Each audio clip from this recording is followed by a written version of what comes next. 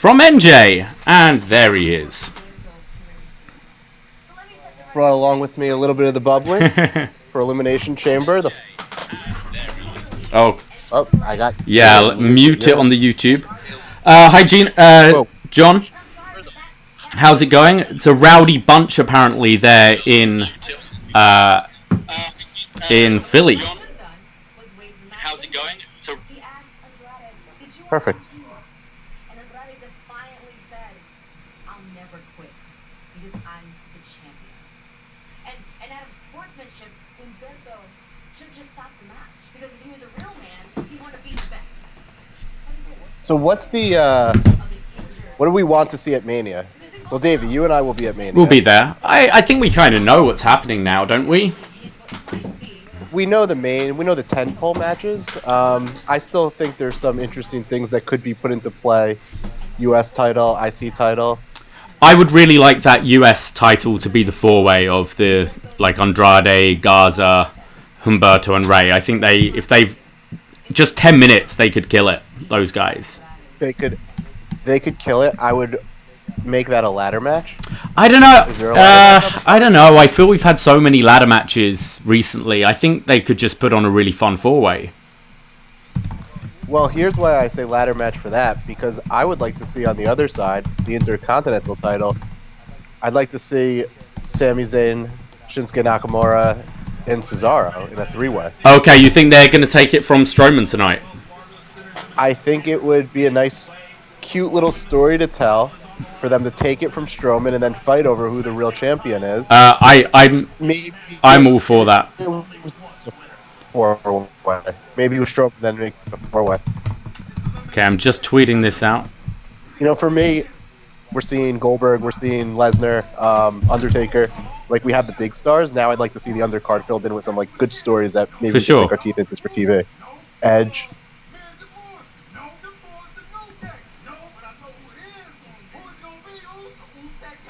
Sorry, I'm just tweeting out some stuff here to get the room full. If MJ, you can just chat to the room for now while I'm doing this.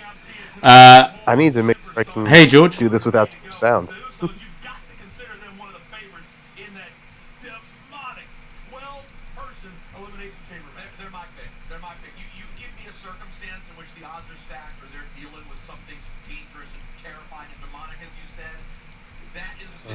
I do. Okay, so George, you're there live, as in live in person, or this is your first watch along, something like that? Oh, what's happened there? I've shrunk you. Excuse me. Let's put you back there. That's better. See No Evil? Is that John Cena? It is indeed. And Eric, how was the UFC card last night? I saw what happened to that girl's face. That's terrifying. I missed all of it. It was the first card I've missed in a few. Oh, really? A few. Yeah, the coverage that they've been doing, Phil Chertok and John's post show. I watched just because I enjoy that.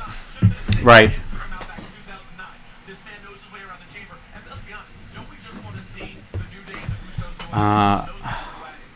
It's bad. I only remembered the morning. Yeah, I know. Sorry. Hi, guys. I'll be a bit more engaged. Yeah, this pay-per-view just doesn't seem like much at all. Zero hype, I'd say, for this one, which is odd. I normally get a bit excited about a pay-per-view happening, but yeah, this is strange, this one. What match are people most looking forward to?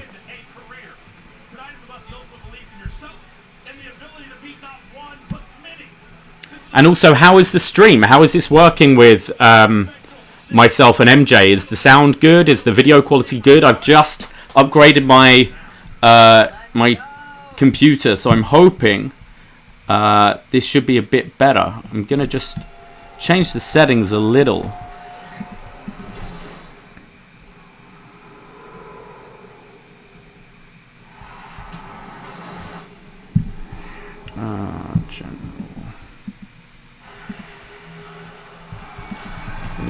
This is George's not there in Philly, first time watching on the... George, is this the first time that you got the network? Or the first time you're watching live along with Davie and co?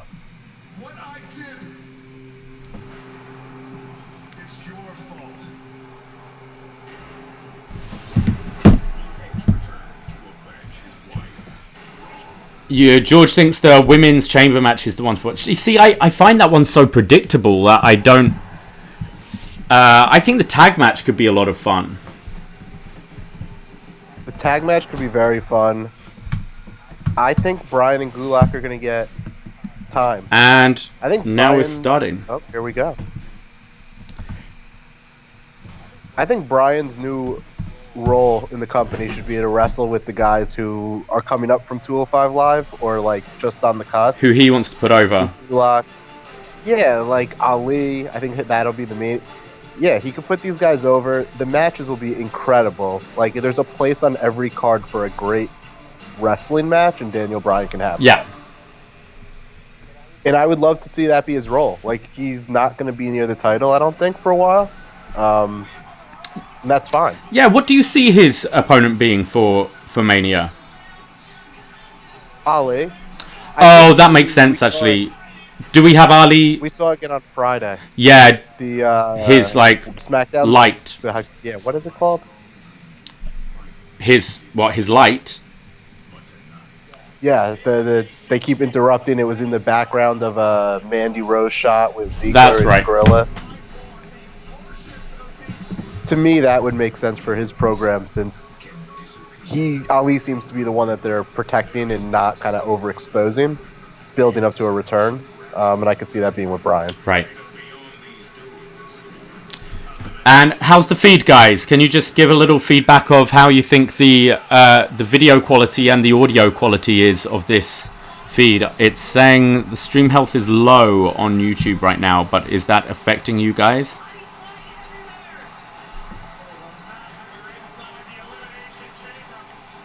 I'm trying to see. I'm putting two fingers up. I'm trying to see what the lag is on my live.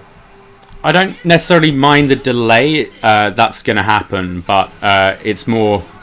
It looks crisp and sounds good. Perfect. Yes! My computer was worth it. My new purchase yesterday was worth it. That Patreon money. That Patreon money, yeah. I mean, yeah, the women's could be like a good match, but I find it so obvious with Shayna winning. And I also feel if they were to swerve you, I'd be like, come on, what's the point? Like, there's sometimes... Surprises are good, but I think it's so clear the direction here. It would be silly for anyone other than Shayna to win. They did the swerve at the Rumble where they didn't have Shayna Exactly. go over, and I don't see them doing that twice. Yeah.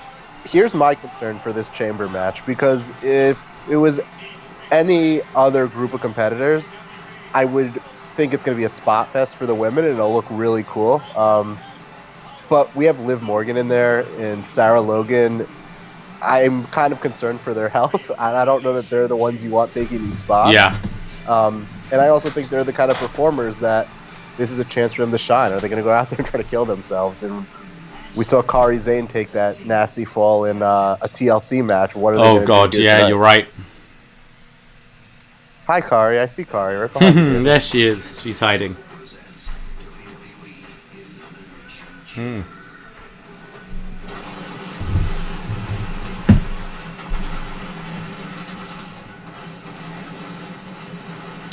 Here we go. I've got a few people I know there tonight. John Cena is in both this chat room and there.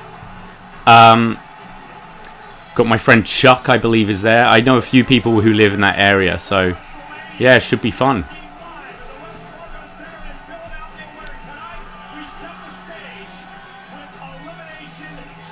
Are we opening with an Elimination Chamber match?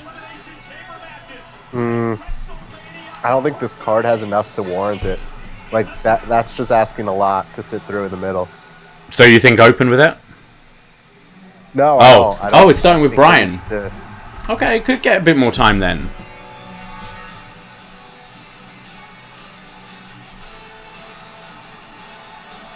Philly better be better than Brooklyn. In what sense?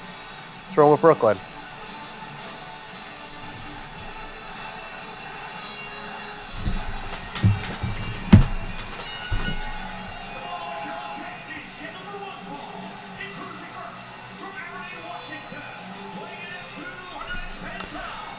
Yeah, I did miss it when they didn't have the pyro. The pyro's It's needed in wrestling, I think. Come on, who doesn't like fireworks?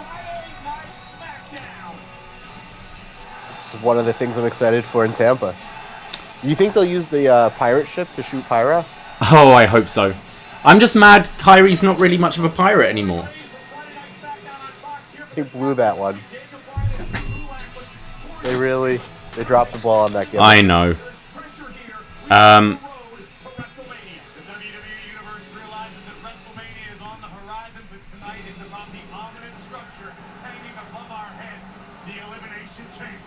Do we see our lead re-debut tonight, or do you think they'll save that for...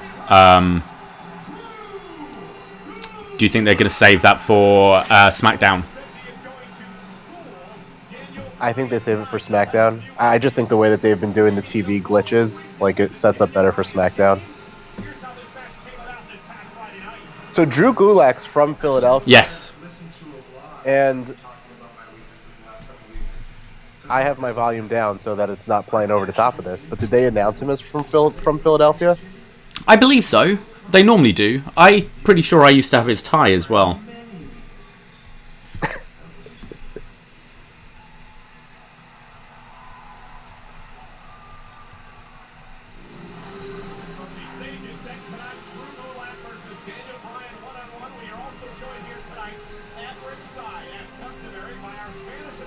Oh, volume just went up considerably.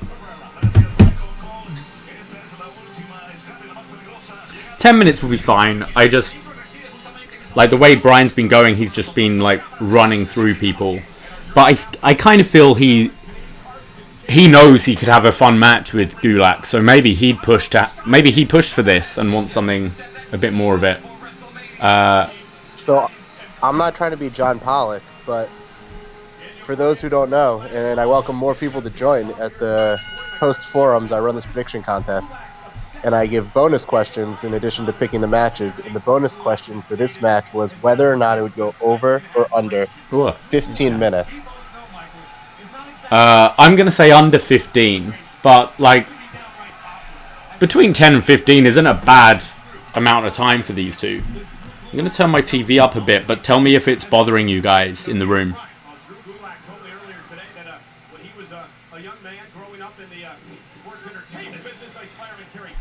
Like, I feel this is a match that could be like a special NXT match or something, and it would be, like, really appreciated. But I don't know, Gulak's great, just that 205 stink. George W. said that this is the match they could do on a regular broadcast, not really pay-per-view worthy. Yeah. And I would agree, generally speaking. I don't know if folks were in the chat when I was saying this before, do you, Davie? I would like to see Bryan's role be to wrestle these guys and try to get them over to the point where they are a viable mid-card, worthy of these pay-per-views that are not the big tentpole shows. Yeah, I can certainly see that being something that Bryan wants, and maybe Bryan, like, chose Gulak for this match. It's also nice to see Gulak in this position after all the stuff with his brother. I know that wasn't him, but I could see WWE want to kind of distance themselves from him a bit after all that happened. Do people know what happened with his brother? I mean, I vaguely know. I know he had some controversy. Yeah, I mean, there was a lot of shit out there about him. Not pleasant stuff at all. Why your video keeps... I'm gonna fix you, MJ. Sorry, you're gonna have a bit of movement on the thing. There we go. There you are. You're back in properly now. I'm new to this stuff, so figuring it out. Yeah, very impressive, maybe. Yeah, I mean, I wouldn't have been able to do this on my new computer, on my old computer, but yeah, it seems... I'm hoping if this works well, we can do I can do the Tampa post show with Braden like this, because obviously he's going to still be in Toronto and I'm going to be out there, so we like going live for our post shows, and especially for a takeover, so this would be nice to do. Fun like heel hook between the two, just kicking each other. Look at this. Nice. Bryan rolling over. Gulak as well. Both men making it to the near the bottom rope, and both grab hold, and it's going to force the official to break. This is the kind of stuff that could really stand out. Like, What Bryan expected here tonight. I feel like if you put this on a broadcast, it gets lost in the shuffle. Whereas, this is at least given a focus on it, and I think this could really stand Opening out. the show, I agree. I think midway through, people would maybe see this as a toilet break. As over as Daniel Bryan is, I just don't think they buy into this feud. But yeah, both have busted open already. Like Gulak just got kicked under the eye on his cheekbone, and Bryan's back is a bit red right now. During the match to study his opponent and replay his game. I just asked you that question. I haven't never seen it, I don't believe. And we just looked at the back. That's true. Yeah, that's something you've got to consider when it comes to TV. A commercial would just ruin this kind of match. Gulak. This has been a physical match so far. Now Bryan trying to determine what he's going to do against a man once known as a technical terminator.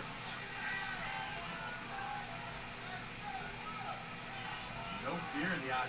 Bryan's got to be loving this. Yeah. Daniel Bryan from ring position. Well, when did he last get to wrestle? Do you know? You know, Picks the ankle. Yeah, like this has got to be a Daniel Bryan dream. for sure. Psychological advantage as well. I have all these guys, on this roster. I could just do this every night. Do you remember when he was going to make that big announcement on SmackDown when he was still a heel and nothing came of that? Yes. I don't even remember what it was said to No, be. it Was it a not rumor? nothing ever came out. But I wonder if it was like I could see him wanting to go to NXT or something saying. like that and just wrestle. And then they were like, actually, we changed our mind. That's not happening. I thought you were gonna say something else, not NXT. 205. but- I think he's just over. I think he's like 208. Not that it matters, but The way this is playing out is everything Bryan has tried. Gulak has counted and put it on better. So I'm curious, people in the chat, if Daniel Bryan was on 205 and having a match a night or a match a week like this, would people watch it? Would you go out of your way to find it? I don't know. I love Daniel Bryan, but it's just time. There's too much time. Yeah, the announcement was there was no announcement. Ooh, nasty kick there. Yeah, but Davey, we go out of our way to watch like good matches that we hear about in New Japan or OTT. We do, yeah, but would you be tuning into 205 every week, or would you hear, oh, Daniel Bryan had a great match against Tony Nese, and then tune in? Like, those big matches, the thing is, not live. you've got to think of the opponent as well. Like, no one takes any of these guys seriously. Ali was lucky to break out when he did, but it's been a good few years with this 205 thing going on, and especially that first class of people. Like your Jack Gallagher's, your Arya Daivaris, your Tony Nese. It like, just I don't think you buy them at that level, so they could have an incredible match, but you're still like it's unwarranted against Bryan, I feel. But this has been good so far. Like, I hope it works. I hope he does get these guys over.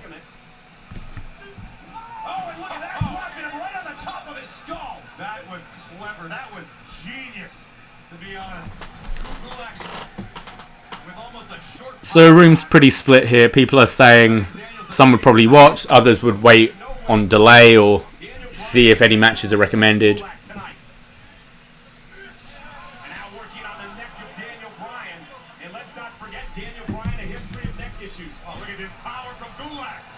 I'm gonna scroll back here a second.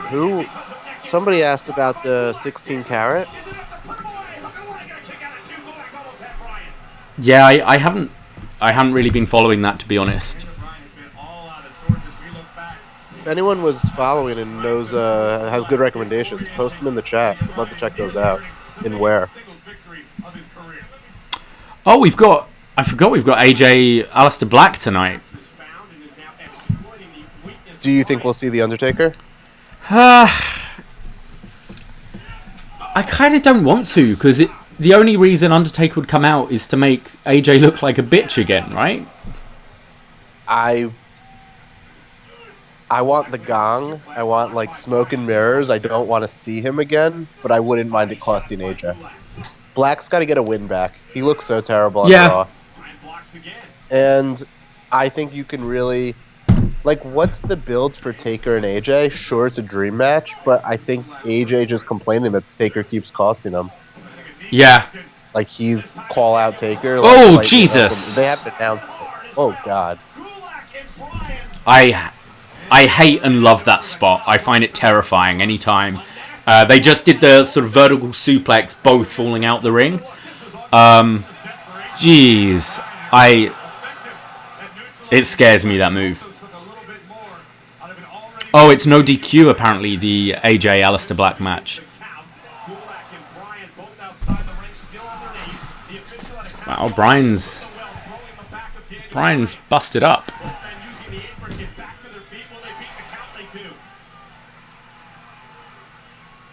Let's look at this one more time. Gulak hoisted over the top rope and hangs on, dragging Bryan down with him.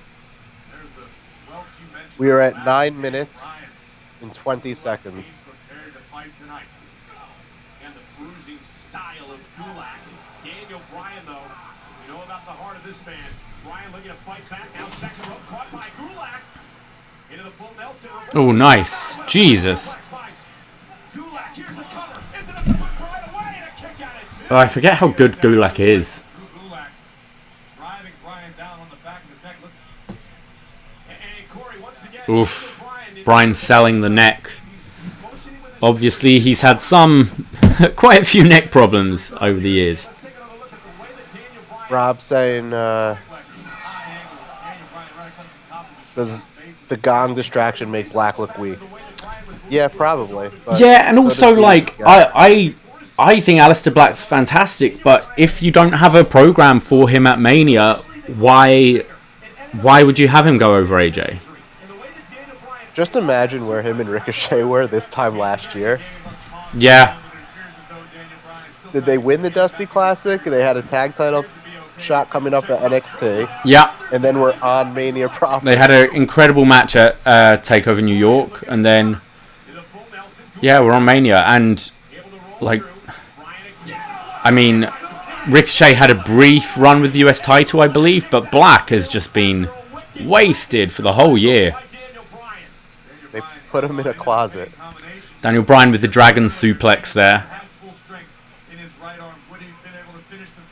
Gulak I reversing. know we're talking about other things, but this has been terrific. Yeah, this has been good. Bryan's got a roll at it too, and Daniel Bryan's hurting. No doubt about it.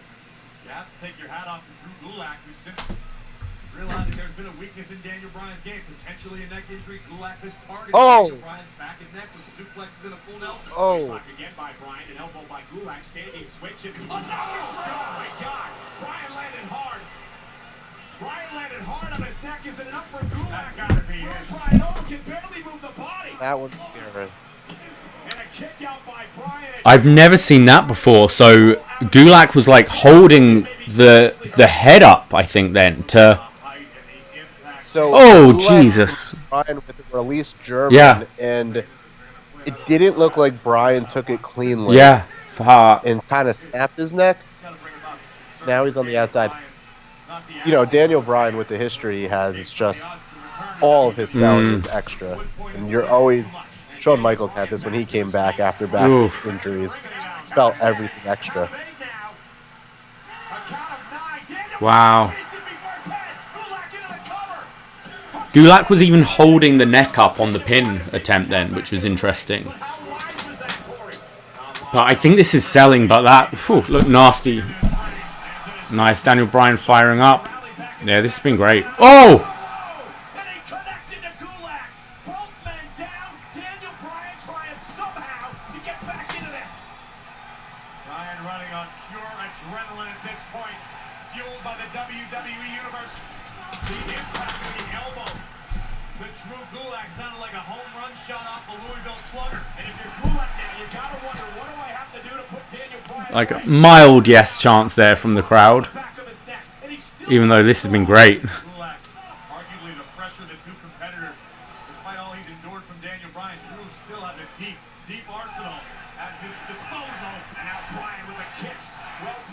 in the corner. And Daniel Bryan up to the second rope, now going up to the top rope. Uh-oh, Gulak able to slip underneath, and a wise move by Gulak. Nothing fancy, incredibly effective by Drew Gulak, buying some much-needed time to recuperate, recover, and replan. Oh, this is going to end it. If Gulak nails this, it is all. Oh my word. Oy. Oh. Gulak showing another level. Yeah. Drew Gulak coming out for it. The question is Bryan going to tap out, injured neck and all, to the Dragon Sleeper of Drew Gulak? Oh. Right into the chest of Bryan. This has been fantastic. Love the storytelling here with. Oh wow.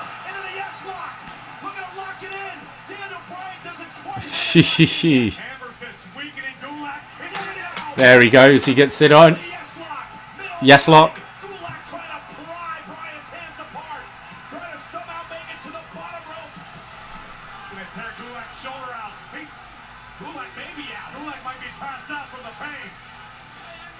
Over. And he passed out. That was great.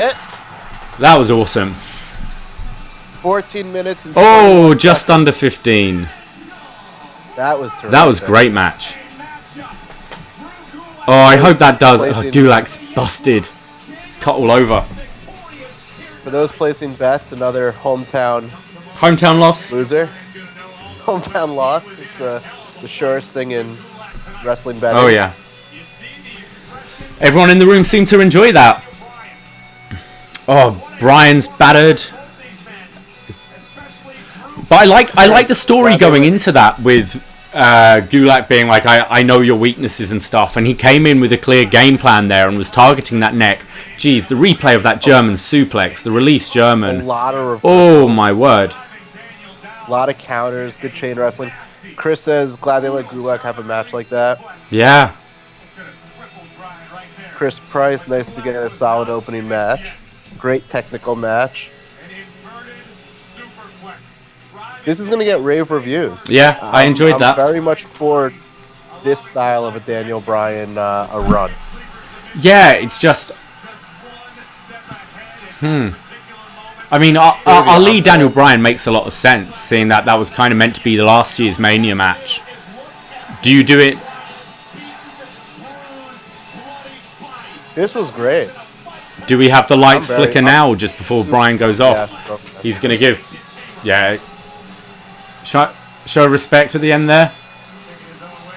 Davey, I'm going to put my network on pause for 2 seconds so I'm slightly ahead of you. Okay.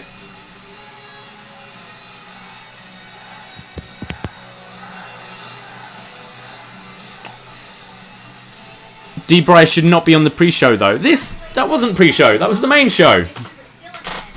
Or are you talking about for actual Mania he shouldn't be on the pre-show?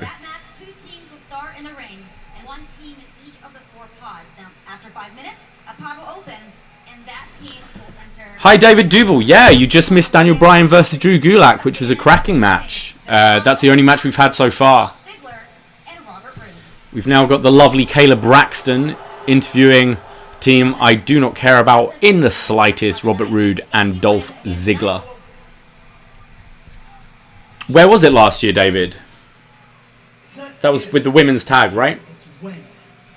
You see, there's no question that once these other teams are through wearing each other out, Dolph Ziggler and I are going to enter this match last, pick up the pieces, and walk out with Houston, okay. SmackDown Tag Team Champion.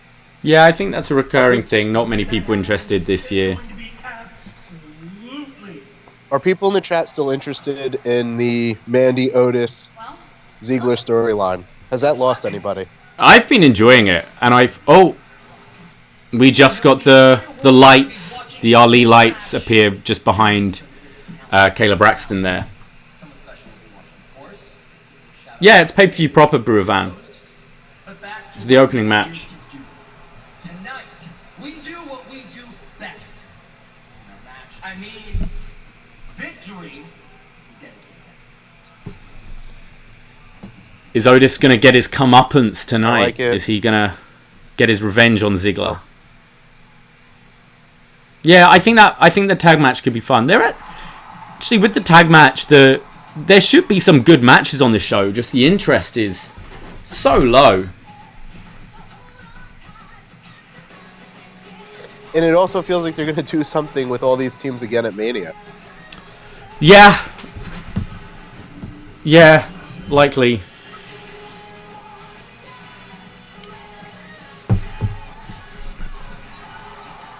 Yeah, because I can't see like the Usos and the New Day not having a match. New Day especially.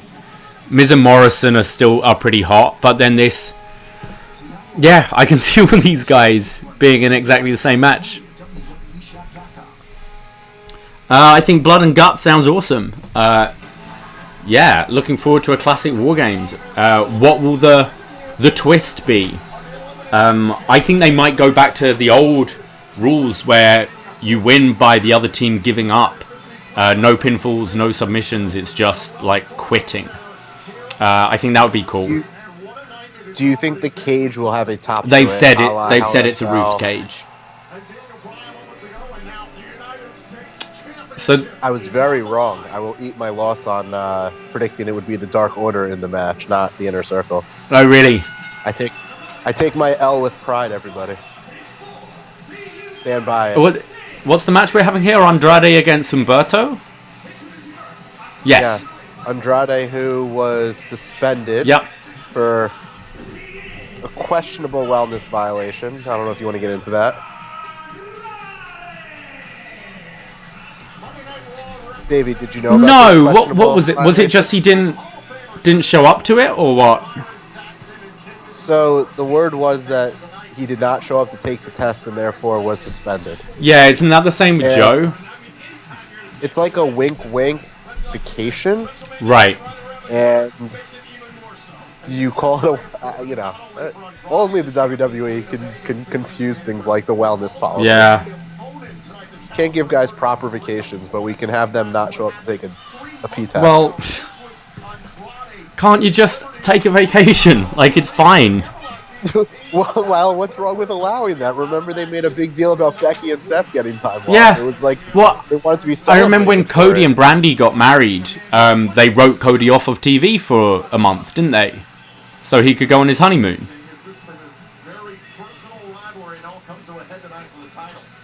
Andy, what do you mean, David? What's wrong? What have I done? Did I pick my nose or something? Andy, what did I do? I think Andrade, answering your question, will be in a 4-way with all the guys they've been feuding with. So Humberto, Ray, Garza. I think they'll have a 4-way for the title. Going back to my question about the Otis Mandy thing, George W. likes it, but the whole Ziggler intercepting Mandy gave a lot of people a bad taste. I agree with that. Hello, Bruhavan.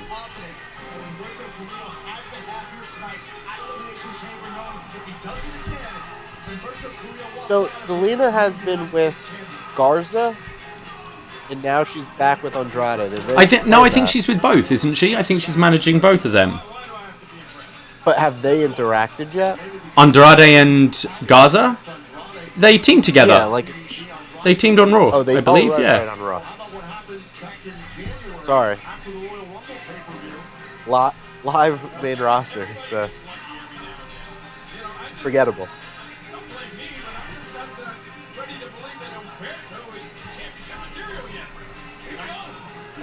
Championships on the line as it was in this match. It would be a disqualification because of Zelina Vega and Andrade. That forced Correa to snap the Hammerlock DDT on Andrade. That cost Andrade a month of his career. Both these men, whether it's Andrade or Humberto Carrillo, know what it's like to sit. Magnetic strip on the titles. I missed it. Whoa. So everyone knows I'm not. That's a way to start a match. I'm not texting or doing anything else here. I'm going back and looking at all your comments. That was cool. The rolling elbow right at the beginning. The Judas effect, if you will. Bam.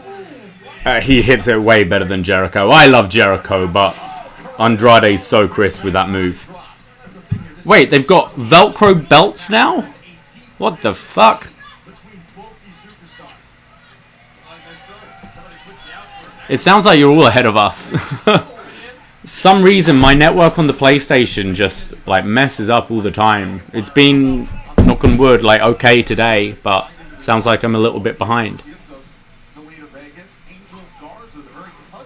So, Davey, I want to test whether or not they're ahead of us. I'm going to give my best Michael Cole impression for 5 to 10 seconds, and then someone tell me if we're behind. Right. So, Andrade sent to the outside. Humberto, middle of the ring, referee, and Humberto goes to the outside. Yeah, you're like a second ahead of me. Chop. I'm curious where we are with the audience. Get a streaming stick. I've got a Chromecast, but I prefer, because I use my laptop while I'm watching stuff to kind of record and things, I don't like having too many things being processed at the same time. So I use my PlayStation, which is plugged right into my TV. Oh, that was bizarre. By like 10 seconds. Okay. It's okay. I think we're probably doing the right thing by like some copyright laws of commentating over this match. Yeah, I think I'd rather be behind rather than like spoiling stuff that's happening for you guys. I'd rather you see it first and then we talk about it. 10 seconds a bit much, but that's, what do you call that? His like, is he just headbutting him with that crossbody?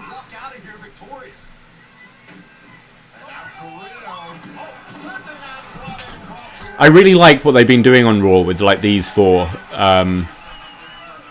Just trying to get a bit of steam behind some new people.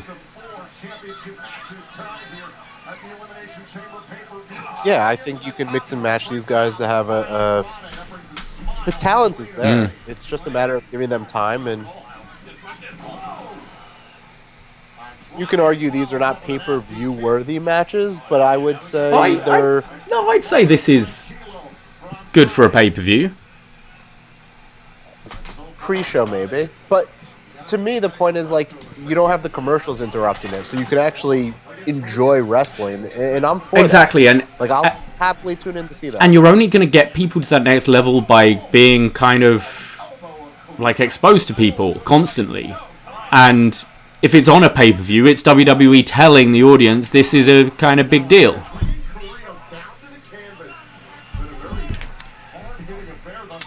So it's weird because of I guess I could use my phone to stream. Yeah, maybe.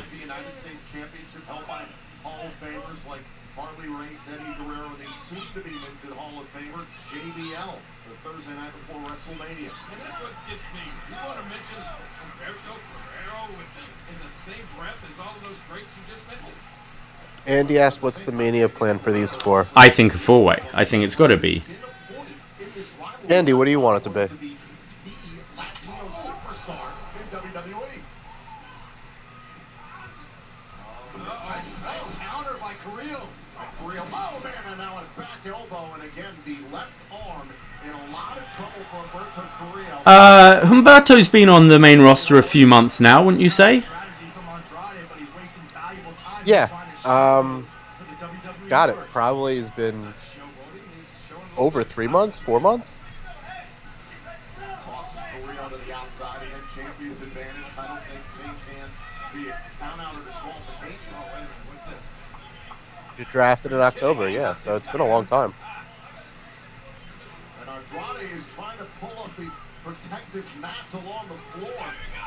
Oh man, was maybe thinking about the hammerlock DDT again on the exposed concrete.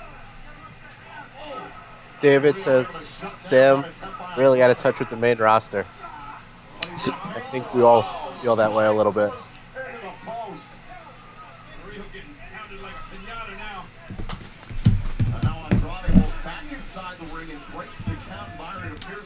Yeah, I feel we've all like just stopped watching.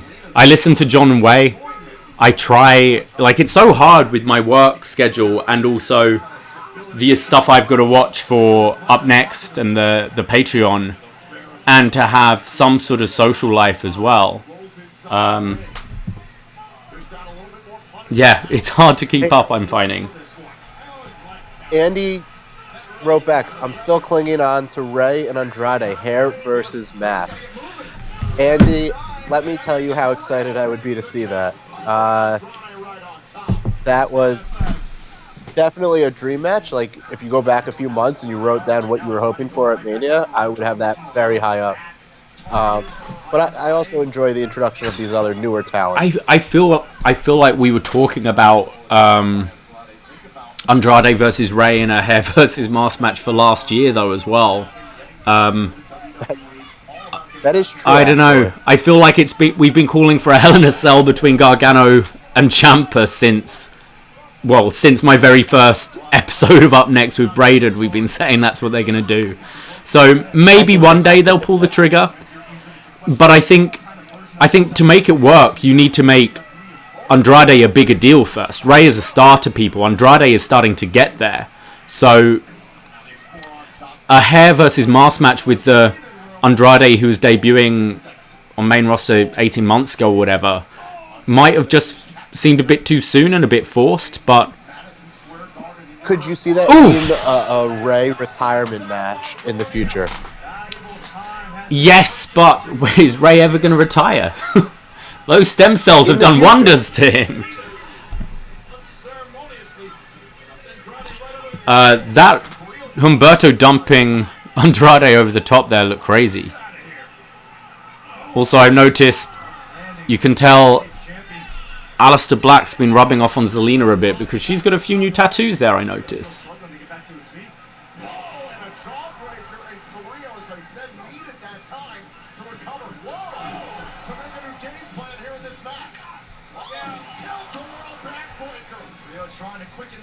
Yeah, David, I see what you're saying. I think you also risk the audience turning against people, whether they're meant to be a heel or not, for pushing a bit too soon. Look at Sheamus. He got a very early push, and people just kind of rejected him early. I know he was meant to be like this monster heel to start with, but I feel that stuck with him for quite a long time. He's going to have Noah really on the WrestleMania card. That's A-okay with me. Sheamus. I mean, Sheamus versus Bryan's been talked around again.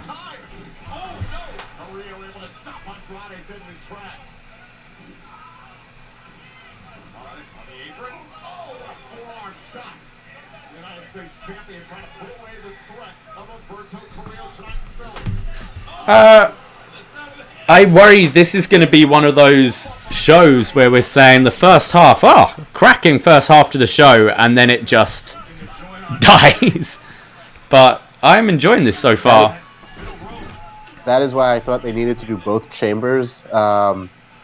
They couldn't do one of them to begin with. I didn't think the show had enough meat. But is Sino Evil still in the chat? I'm curious how the crowd is. I imagine he's like popping in and out. Excuse me for being on my phone, guys. I'm trying to sort out some things with work as well. But this is casual. This is a watch along. It's casual. I feel like the tag match can be lit. Andy, to answer your question, I think the women's match. Happy International Women's Day. David, wow, you are really behind. Yeah, Shayna's on main roster now. She's on Raw. She's in the Elimination Chamber. She's likely to win it and face Becky Lynch.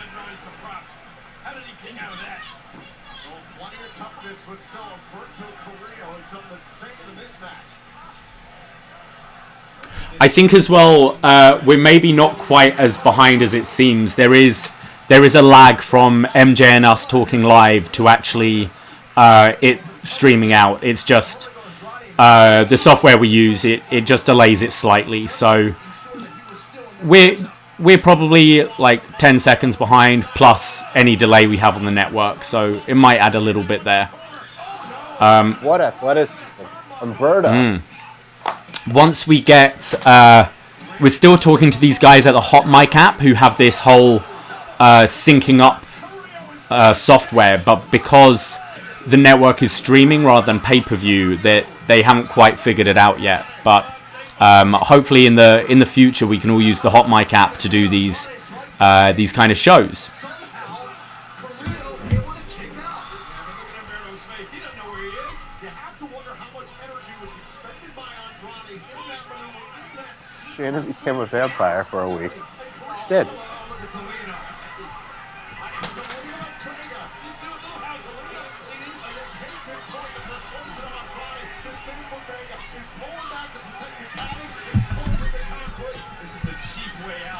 There goes the bat. I guess he is. The cheap way out. It was fine when Humberto did it. Well, Andrade was the first one to do it. Oh, he started this whole situation. He's going to be first. Oh, no. Now Andrade. Andrade setting up Humberto. Ooh. Carrillo able to evade disaster. Oh, I should have asked the bonus question. Will Zelina hit a move in this match? How can Carrillo take advantage? And the official has restarted the count. Whoa! Wow. Over the official. Humberto over the official, over the top rope, flip onto Andrade. To the top, crossbody. Andrade rolls through. Oh! Kick out. Crowd are getting into this as well. I'm about to start a This Is Wrestling fan. This is fabulous. And completely different style. Like, this is proper... This is wrestling I enjoy, but so different from the match we just saw previously. And Andrade with the tights sneaks the win. Yeah, so this is going to continue more. Correct me if I'm wrong. Is this the first pay-per-view where no main title is defended at all? I can't remember the last pay-per-view where neither the Universal or WWE I feel Championship was defended. no. We had when the new brand split happened a few years back, where SmackDown went live and all that.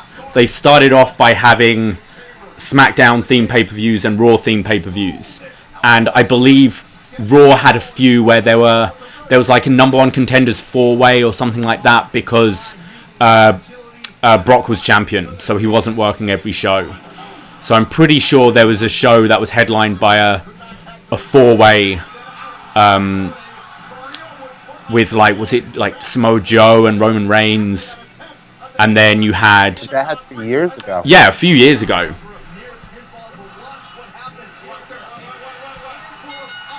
Chris Rowe Evolution. I'm, Good answer. no, I mean Women's Evolution. title. You'd class the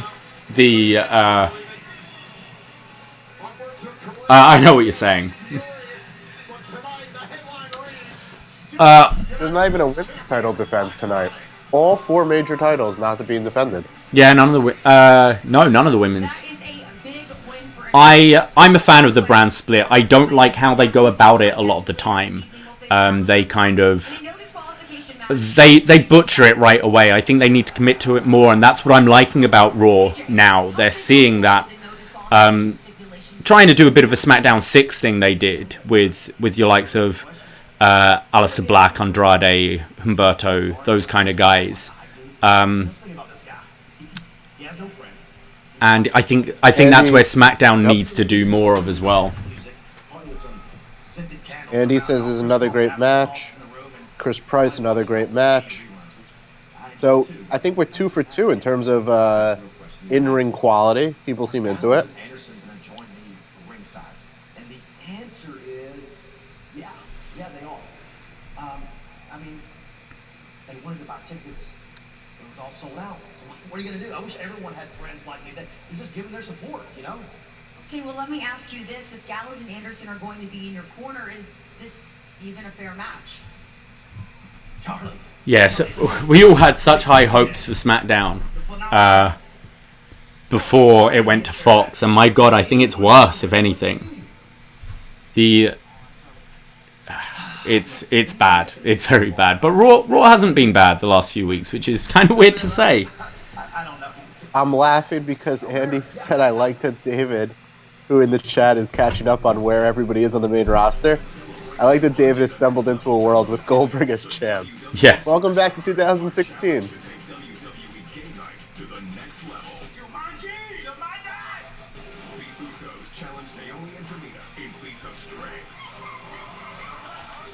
You know, crowd is hot into everything and everyone. Check out WWE Game Night on YouTube. Sponsored by Jumanji The Next Level. Buy, watch, and keep What for the feed post WrestleMania? George, I think the answer is. I think by summer you get to Roman and Fiend. But what They'll do Roman and until Fiend SummerSlam? at SummerSlam, I reckon. So then you've got a few. I don't know. I mean, are they going to try and make?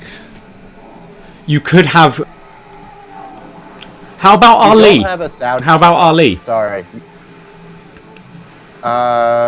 Because he's the light, and he could be a. You don't have a Saudi show, but I would say that would be a perfect time to do Fiend and Undertaker as another I want payback for WrestleMania. Yeah. Now, would the Undertaker work a show after Mania? Probably not. But I do think that would be a program that would continue to rehab the Fiend as a viable challenge to the title at SummerSlam. Yeah, I'm at some point maybe. Yeah, another Saudi show maybe, but I mean Taker has worked other dates which aren't Mania and Saudi. He did the tag match, didn't he, last year with Roman? But I feel Roman's. It'd be a Goldberg match. He did. Well, no, I'm saying apart from the Saudi show. No, I'm saying for Fiend. Sorry, what's that? If Goldberg drops the title to Roman, Yeah. and the Fiend goes over Cena, you could do a rematch of Fiend and Goldberg where Fiend gets his win back, continuing to get bigger for You Roman. could do. I can see Ali, to be honest. I think that would be you need a like a kind of level below Roman before you go to the Roman match. I do like the idea of Goldberg. I don't know how Goldberg would feel about that. How bothered he'll be. I'm just going to quickly go to the toilet while these entrances are going on. So I'm going to give you MJ from NJ. Oh boy. Some serious pressure.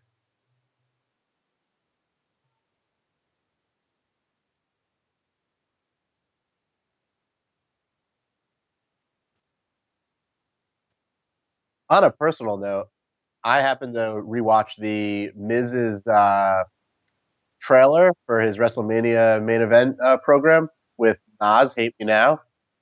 Highly recommend people go back and check that out if you know what I'm talking about. It was the video they played before his match with Cena when The Rock was the host.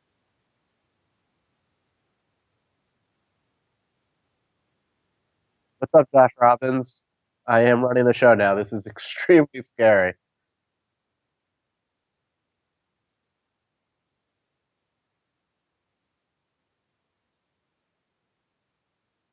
We're doing the men's chamber match first, closing with the women's chamber then. That seems to be the case here.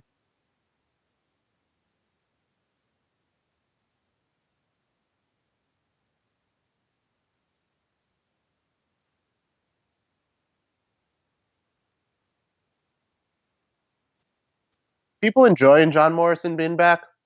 I'm very indifferent to John Morrison.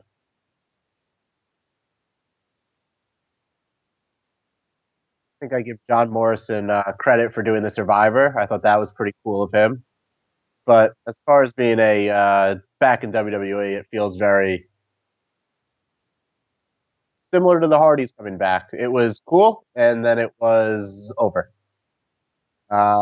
or at least their excitement faded quickly.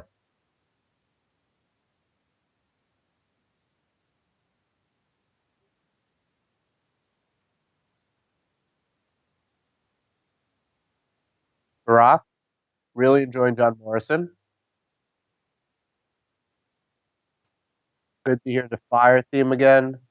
All right, so maybe I'm wrong on this one, or at least I have a different in the minority.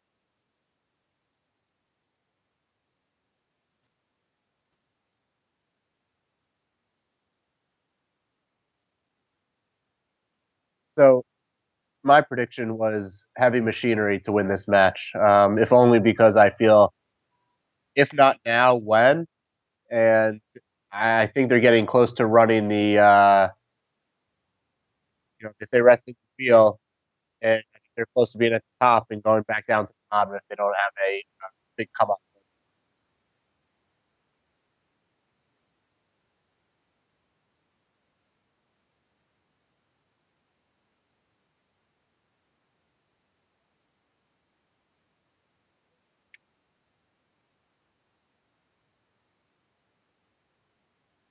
We got to get Davie and Braden to do a Where Are They Now? For some of the bigger NXT moments. I think Bobby Roode in Barclays Center with the Glorious song, and Where Are They Now? And I think you can probably go back and find a bunch of guys, good and bad. Uh, certainly, let's greatest hits in NXT that have his contract. Only to be defeated in the end. You know, when almost counts, right, Cole? Horseshoes and hand grenades. Okay, I'm back, guys. David again. Oh, they changed Bobby Roode's name? Yeah, probably like 6 to 8 months ago. Davey, you're going to have to do a retrospective on where are these guys now. Bobby Roode from his Barclays entrance to Bobby Roode today. Yeah, I mean, Bobby Roode is someone I never was really a fan of. Those I went to quite a few of those takeovers that he was main eventing, and he wasn't really for me. I always got into the entrance, but that was because it was kind of new and fresh. I'd never been a TNA guy. I'd never really watched it, so he was a name I'd heard of but didn't know a great deal about. So I got a load of people who were excited that he was coming in, but he didn't do much for me anyway. Dolph Ziggler, however, he was someone I used to love. When you think that Raw after, was it WrestleMania 29, where he wins the world title, I think he was so over to that crowd and to people at home. And unfortunately, he had such an ill-timed injury, and it's been start-stop since then, and people just gave up. The next year, I'd say he was in a similar position as Daniel Bryan. I remember there being "We Want Ziggler" chants in matches he wasn't in, and then the crowd just pulled a bit more towards Bryan, and I thought that could have been a fun story to tell at WrestleMania 31. A heel Dolph Ziggler being pissed at Bryan because the crowd went with him instead of Ziggler or something like that. But he's just been in the same position for so long now. I liken him more to the Kofi Mania last year, because to me, Bryan, I mean, what got Bryan super over was the Yes Chant, but he had a gimmick. Ziggler, to me, never had a gimmick. He was a great in-ring worker. He was 110% every match. I think the fans liked that, particularly at the time with this was like right before all the NXT kind of debuts, I think before the Shield, and he felt different. Yeah. But he didn't have a gimmick. He just felt different. Sure. I never was really... Hey, Davey, you never watched TNA? We never talked No, about it. just never. It was... I don't know, it was always... It got popular during the time I was, like, kind of checked out of wrestling.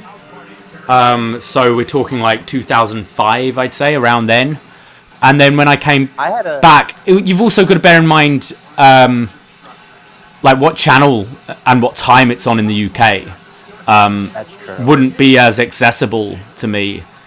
So when I was getting back into it... I had a nice TNA run. Yeah? I had a TNA run where I was very into Christian Cage. Yep. And what he was doing there. I fell in love with AJ Styles and Samoa Joe there. Bobby Roode I was very into, Christopher Daniels, Kazarian. A lot of those guys, it was a great place to watch them on, here in the U.S., network television, on Spike TV at a good time. Up until the Hogan came in, and then it kind of... I was actually at the match where they had to kind of pin down Jeff Hardy. That was about the end of my run with TNA. After that, I said no more. Okay. When TNA was at its peak, how would you compare it to, say, an AEW? Like as an alternative? It did ratings that are very comparable. As a product, it didn't feel, because they were confined to kind of what NXT is right now. They were stuck in the Impact Zone, in a studio. They had a paid crowd. They didn't have a paid crowd. They had a free attendance if you entered the park, and it just felt very, fun to watch, easy to watch at its peak, but never really felt grand. It never had that grandiose feel of a real wrestling show like AEW and fair enough. Main wrestling, Raw, SmackDown. Andy Papagiorgio says, does no revival in this match mean they run their contract down and head to AEW? Rumor is it's only a month or two left. Yeah, can you see that happening? I think based on the trademarks that they're gobbling up, absolutely. I think they're done. I don't think you go out of your way to get all those trademarks if you're not going to jump ship. I think it's done. It's a wrap. Yeah. FTR, and as probably everyone in the chat knows, I'm a big Being the Elite fan, and I cannot... That is years in the making, and it's going to be great storytelling when it happens. And I'm happy for those guys. You know, the Revival, like... Davey, you were at some of those matches in Toronto, right? Oh, yeah. The Revival were putting out bangers before there was a Johnny Wrestling. Well, yeah, that's what I always loved about kind of that era of NXT. It was before the big signings of the indie guys. Okay, you'd have had your Sami Zayn in there, and I mean, I'd say Pac was Adrian Neville was great for them, but I wouldn't say he was quite the name that like an El Generico was. But I remember Dash and Dawson, watching them for years on TV. I think they called themselves the Mechanics at one point. They were just Dash and Dawson, and they were bland. I went to the Takeover London show at Wembley, and I think they were against Enzo and Cass. This was while they were actually champions, and people still didn't quite appreciate how good they were at this point. And there were like the which is Dawson, which one's Dash chants.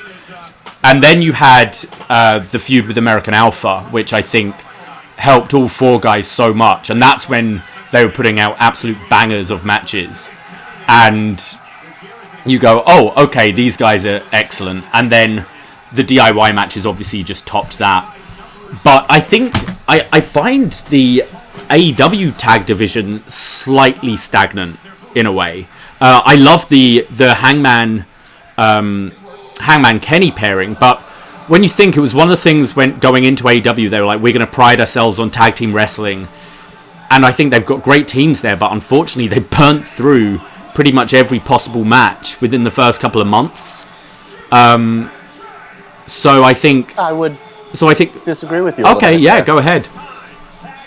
I would disagree in the sense, and we'll talk about this match once it gets started. This is a lot of intros here.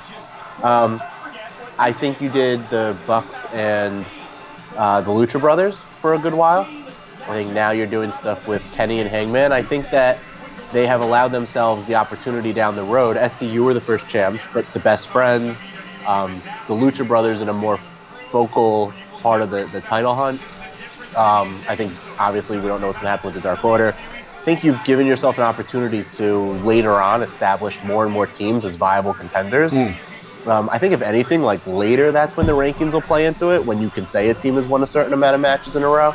But I also think that, in large part, what makes AEW great week to week is that they have these tag matches that don't feel like they're burning through singles matches. Even this week, coming up with Jericho and Sami versus Hangman and a mystery opponent. I just think when this... I'm thinking of the big matches, and you've already seen like LAX versus Young Bucks right away. You've seen LAX Lucha Brothers right away. we've already gone to the Kenny Hangman Bucks match, which I loved. And don't get me wrong, a lot of these matches are great, but I feel until you have a team like a Revival, there's the like Private Party, Dark Order, even SCU, I'd say, aren't on that like main event tag level. No, and I think they've gone through a lot of those big matches very quickly. Could you see future pairings being mixed and matched that allow those teams to get on another level? For example, the Private Party versus the Lucha Brothers when the title is away from the Elite. Yeah, I think, and it doesn't look likely with the new pairing, but Lucha Brothers need to turn babyface at some point, and then you need to have that Pentagon turn on Rey, because I think they're both fantastic singles wrestlers. But I don't know, I like classic babyface versus heel dynamic. I don't really want to see two heel teams go at it. Well, to transition to this match, which is now started, we're watching the Usos and the New Day start things off. I feel like I've watched these guys wrestle for 5 years. Yeah. That's not a complaint. I watch these guys wrestle for the next 5 years. Yes. I find that the WWE has a hard time establishing teams that that elevate themselves. Like the Revival got stuck in that lower mid card, and I know they won the Raw tag titles, but ultimately the titles are just props. They don't feel important. Well, I'd say that with the Street Profits win of the titles on Monday, it's like, a great where example. did that come from? They've been I love the Street Profits in NXT, and then they've been doing these oh geez, okay, Kofi just slipped on the top rope there. Yeah, the tag titles themselves mean nothing. Really mean nothing on either brand, which is a shame, because you think of those great TLC matches back in the day, and how I was so pissed when Edge and Christian would win those matches. I'd be mad because I wanted to see the others win, and now it's like, oh, all right, they're champions for probably a week, and then they're gonna switch it up again. Well, so Andy wrote to me. He says, I don't think they want to do anything with the tag division, and that's kind of what you're saying is they don't. It doesn't feel like anything. Do they want to do anything with the tag division? Where do they see the tag division? I guess on their and this is on the menu of what they have available to them. This has been the case for years as well. Just seeing that Lucha House Party are in this match, and no disrespect to them, they're fantastic wrestlers, but we're not made to believe they're fantastic wrestlers, are we? The way they're presented in WWE, and yet they're in this match. The what were they called? The El Matadoras. They were in I saw about 3 WrestleMania multi-tag matches in a row with those guys in, and they'd be off TV the whole year, and then it would be coming up to WrestleMania, and they go, oh, we're going to do a 4-corner tag match, and they'd be in it. Okay, who's coming out next? Now, here we go. So we know it's not Ziggler and Rude, so I say it's a Lucha House Party, probably. Yep, there we go. A very popular pick in the prediction contest to be first eliminated. Yeah. Oh, Jesus Christ. It's a shame. Oh, boy, he just messed that up. Is there something about that rope? Because Kofi just slipped as well. Kofi did not seem like he wanted to take the Hurricane Rana. No. It's a shame that they don't focus more on the tag division, because they do have so much talent. And you hear this complaint about New Japan as well, they don't focus on the tag division. Yeah. When you have as much talent on the roster as some of these companies do, Ooh. It's incredible that they don't do more with it. Tournaments. Hey. I thought the Gulak match that was great. Cool. Metal Elite just stood on Lindsay Dorado's shoulders for a splash there to the Usos. That looked great. I still don't know which Uso's which.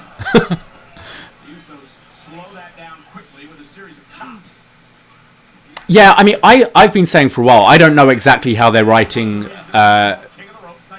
team works, and I know at the end of the day it all comes down to Vince and what he wants. But when you're talking about competition, you should have people that are just responsible for writing the tag title picture. You should have people just responsible for writing the IC title picture. And then you've got, like, with Monday Night Raw, you've got a 3-hour show. Okay, we need to dedicate this amount of time to the world title. We need to dedicate this much time to this feud. And then we've got to dedicate this time to tag, this time to IC, this time to Cruiserweight, whatever. So you go to those writers. You've got, like, 5-minute promo, 15-minute match. What are you going to do? And each team should be trying to outdo the other. You should be trying to put on the best thing. But unfortunately, I assume it's the same guys writing the entire show. So why are they going to... This is sloppy. This is what really doesn't make sense about the same... Like, okay, if Vince has the magic marker at the end of the day, what does he care what the tag division looks like? Yeah. It has no impact on his big stars. It No. has no impact on his main storylines. Why can't they cultivate some real tag teams that feel fresh and new? This is the New Day, and the Usos don't have to wrestle for 6 years in a row. And realistically, would you have a guy like Edge, who during... he was champ multiple times when I'd fallen off the product because certain guys had left and I kind of, I don't know, grew up a little bit and kind of fell out. But Edge was someone they relied on heavily during that time. You had an experience like David Doolittle. And yeah, pretty much. But You if fell off the frog, Edge is 11-time champion, what? But oh, Jesus Christ, what's going on here? Davey, I'm gonna go ahead and plug your best match ever, Edge. That was a joy to hear you relive Edge's title win for the first time. Thank you. But yeah, what I'm saying is, if at that time in, what are we talking, like 99 to 2002, they didn't focus on tag wrestling, Edge and Christian wouldn't have. Would you have ever seen them as champions, like singles champions? They'd have been just stuck in a tag purgatory where no focus was put on it. But those, like the Hardys, Edge and Christian, the Dudleys, became main event acts because of the storytelling there. So that's interesting. They used to take... Jeez, this is getting tag team. interesting. Lucha House Party is now up on top of a... Jesus! Okay, it's been a bit of sloppiness, but some cool shit here as well. That was cool. I like Lindsay getting caught up in the chains there, and a great swanton off the top from Metalik. What I was going to say was, before the next team comes out, they used to take tag teams and split them up and create single stars. Now it seems that they take single stars, they put them together to try to create tag teams. Yeah.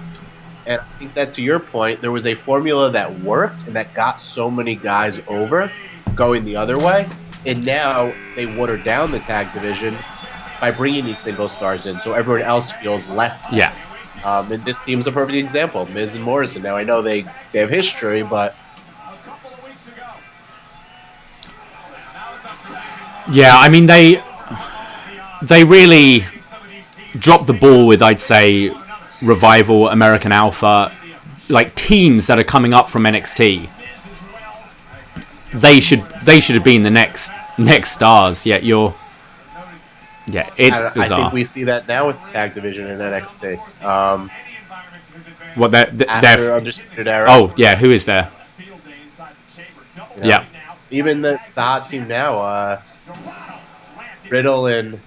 Well, Riddle and Dunn's not going to be forever, are they? They're doing that. No, but they're doing that formula where they put the singles guys together. Yeah. Now that's worked great. But what does it do for other tag teams that are trying to grizzled young vets? Are they going to feel important compared to those guys? Probably not. So are you setting up for the future of the tag division? I mean, I'd love to see. We've had the UK tournament. We've had the two Mae Young Classics, the Cruiserweight Classic. Like, do a tag classic in full set. I know you have. I guess you have the Dusty Classic, but that's all made up of teams already in the company. But I would do it on the main roster. I don't think there's, maybe they feel like they're copying AEW, but I thought somebody in the chat mentioned that they burned through so many of the matches in AEW with that tournament, and that is true. But it got all the teams over. It got them all established. They all have a clear personality to them, and I would do that on Raw and SmackDown, where you build up to something. Yeah, it's next year's Survivor Series could be the two tag teams against each other, and there's a tournament to establish who those two teams are. Like, to me, that would be a better use of brand supremacy. I think as well, I think they should do with the men's tag titles what they do with the women's and have it one, especially I think this would be a great time to do it in, Jesus, that double stomp was cool. This would be a great time to do it in NXT when, as you said, you've only got really a Undisputed Era. And the likes of Birch and Lorcan, who I love, aren't seen at that level. You've got your Dunn and Riddles. But just unify them. Have one set of tag titles across all three brands. I think you have too many Sorry? Too many mouths to feed. Too many stars, too many talents. I mean, you can definitely do that across Raw and SmackDown. You could do that across the two, but I think they should do that with all the titles across the two. I think it would make for a more interesting product. Yeah. The ability to mix and match so that you don't have the same feuds all the time. And it'll be interesting. There's no word on when they're going to do a redraft. You would think it'd be after WrestleMania, but that'll be interesting how they handle that now with USA and Fox. True, yeah. George W. switched over for a second to watch the watch-along from the WWE. And Davie, our competition is Mandy Rose, so I have a feeling we're being terrible. Oh, God. I might go switch over right now, actually. I'll come back. But they grilled her about Otis and Ziggler. George W., please share with what she said. Whoa! Other people. That was awesome. I haven't switched over, can hear. Metalik just hit a top rope Hurricanrana, like, off the pod onto Morrison, who stood on the top rope. That looked great. Giving a lot to the Lucha House Party here. Yeah. I'm going to shut my window real quick. Yeah, sure. Capacity crowd of 14,000. 153 tonight in Philadelphia. All chanting in unison that Miz is awesome. They're saying this is awesome. But nonetheless, Kofi Kingston. Oh, that's one kick right up the chin of Miz. And here's Kofi Kingston again. And Kingston. Down goes Miz. What you got there? A Red Bull? A little bit of the Red beer? Bull. No, a little bit of the Red 205 is still a thing, yes, David Dubel. And no bubbly. This is ginger ale. It's a work nice. Night. No bubbly. I'm drinking some wine. I've got tomorrow off, but I don't know. We'll see how it goes. Yes, David, 205 is still a thing. I suggest you have a look at Jack Gallagher's new look and let us know what you think. It's something. It's real something. Yeah. You say we'll see how it goes, but you'll be playing pinball by 1 o'clock. Oh, I don't think it's a pinball night tonight. Yeah, 1 o'clock. Yeah. Oh, Braden Harrington. Where is Braden tonight? Braden's at work. Yeah, he works Sunday night, so... Braden asked where the family friends are, and it's a family-friendly program, so no family friends. Yeah, we're on the PG. This is the PG show. I will, Braden, I have this for you, though. For you, buddy.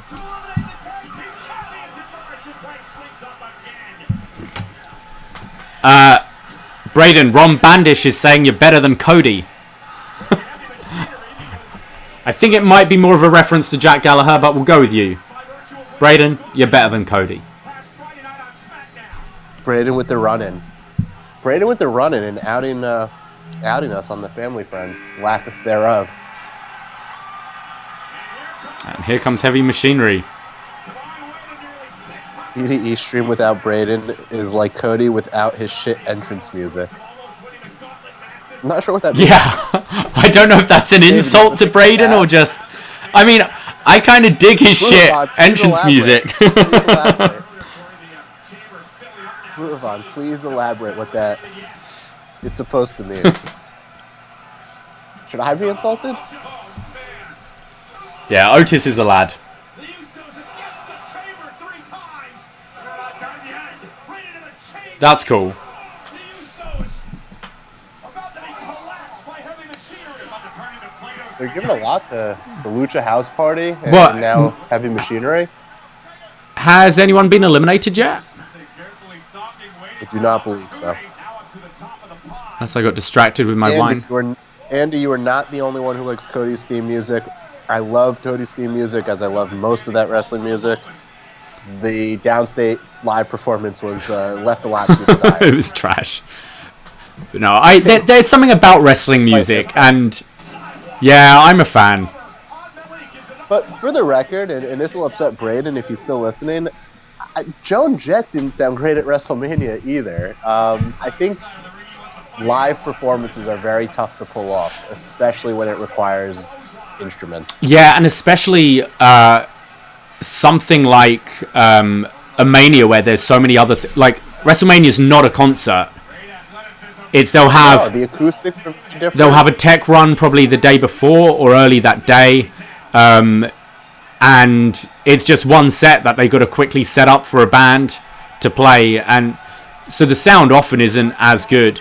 The Super Bowl is pretty much all click track, with a few bits sung live, but so that's why that is often better. But even the case of Super Bowl, not always. And I thought the downstate performance, the acoustics just sounded terrible. Yeah. Otis with the worm. Whoa, what's Lindsay Dorado? Look, Lindsay Dorado's just climbed to the very top of the cage. He's going to jump. And... Whoa! Wow. That... hey, props. I've not seen that before. Anyone in the chat, has anyone seen that before? Sorry, what's that? I have not seen that before. Has anyone in the chat seen that before? Not with a flip. Kofi's done it before, I believe. And AJ's done it from the top, but that was more of a splash. He did a full flip here. That was big, holy. That was sweet. I know we talked about TNA before. That's a very Destination X. Right. What they used to call it. They used to have a match where there was something they had to escape, and people used to do that. So okay, Lucha House Party's gone. First eliminated? Yeah, Eric. Lemmy didn't seem to know the words to his own song there, did he? Hasn't Lemmy played Triple H out twice at Mania? Or am I wrong? They gave him a second chance after the first one. Oh, I hate it when they bang on the glass because it looks so fake. My go-to dance move when I was like 14 years old was the worm. Oh yeah, it hurts my balls though. And my jaw for some reason. Strange. I hit my jaw, my chin. I hit it on a basketball court, and that was the end of it. I retired it after that.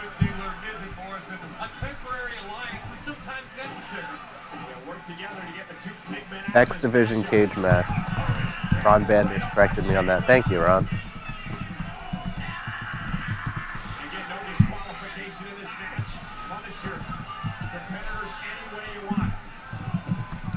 Andy brings up Bray's live entrance at 30. I thought that was good as well. That was cool. I thought Snoop Dogg and Sasha Banks was phenomenal, but it didn't require instruments. No. Actually, who is it that does Randy's? They played live at 30 as well, and I thought sounded alright. Hey, in the chat, am I the only one who wants to hear Burn in My Light for this feud with Edge? Like, let's go all the way back to 2005, 2006. David, you know Burn in My Light? That was not when you were watching. Yeah, no, I've heard it. Wasn't, no, he had that briefly, I think, when I watched. I love that entrance. That was one of the first, talk about wrestling theme songs, that was one of the first ones that I really enjoyed. Put on a CD in my car. Nice. Yeah, I was that guy. I believe Drew McIntyre has said he wants his old theme for his Mania entrance, so I can see that happening. Burn in My Light only works for younger Orton. Fair, but we're turning back the clock. Randy and Edge. David Duval, you have awful taste in music. Jeez. I'm fully aware. When Davey came to visit me in New York, I made him listen to multiple Fozzy songs. Big fan. I might be going to see Fozzy in May. Where are you going to see it? I'm jealous. They're not playing. They're playing around Buffalo. there. Buffalo is not nearby. No, it's not far from us.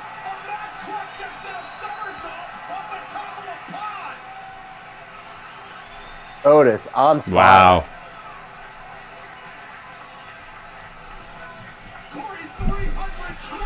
Is he? Orton's under 40? That's fucked. Well, you know.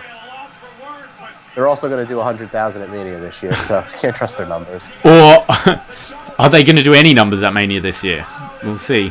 What is Otis's ceiling? Can Otis win a U.S. title? Yes. Question for the chat. Can Otis win a U.S. title?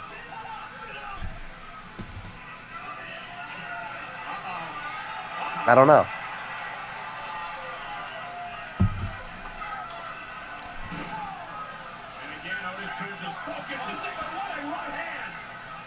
Oh, clobber Ziggler.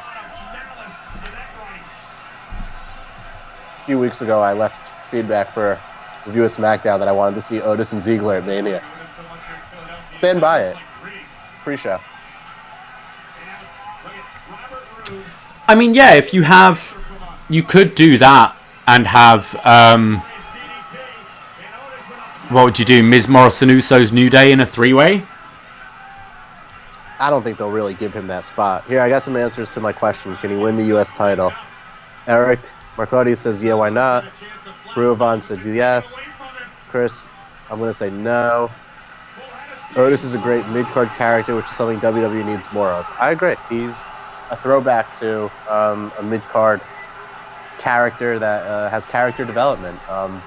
More along the lines of what we see, I think, in AEW. But he's great. I think he's been a highlight of SmackDown.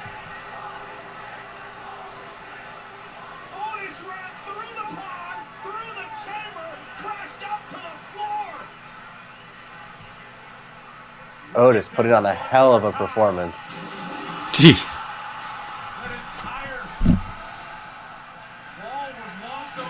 Oh, those pods look so shit, though.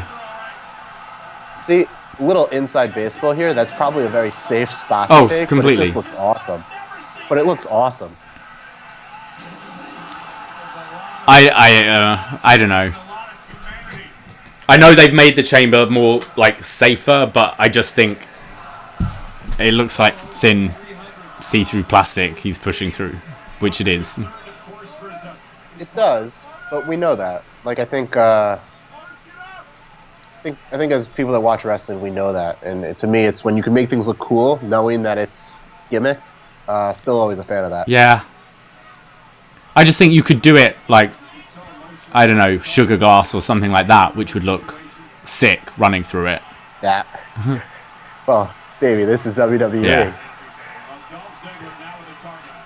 It's a PG product.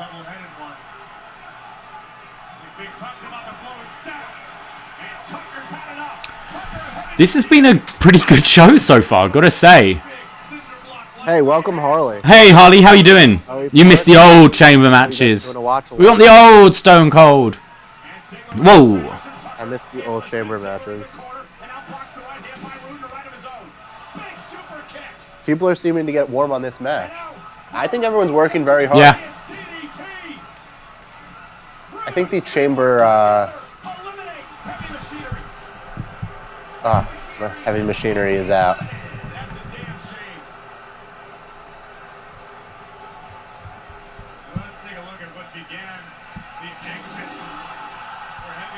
I think the chamber match is limiting because I do think taking the bumps on the sides take a little bit out of the guys. I think there's also a lot of bodies in there. We have 12 bodies for this match.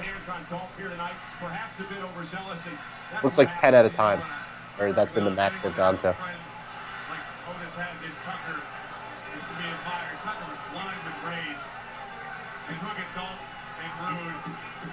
Damn. So heavy machinery being eliminated. So Yeah, I mean he hasn't got his own back on Dolph yet, so this is definitely gonna continue. The crowd love these guys. Sorry? When they do this combination of teams at Mania, that'll be the moment. The big moment. Or it'll be the Andre the Giant spot. Otis and Dolph, final 2. You could just throw it in that.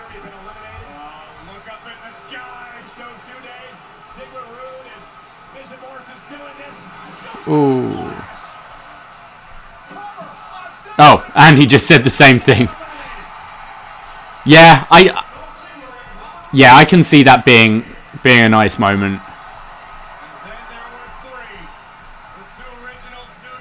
I like that. The Usos and the New Day kind of teaming up there.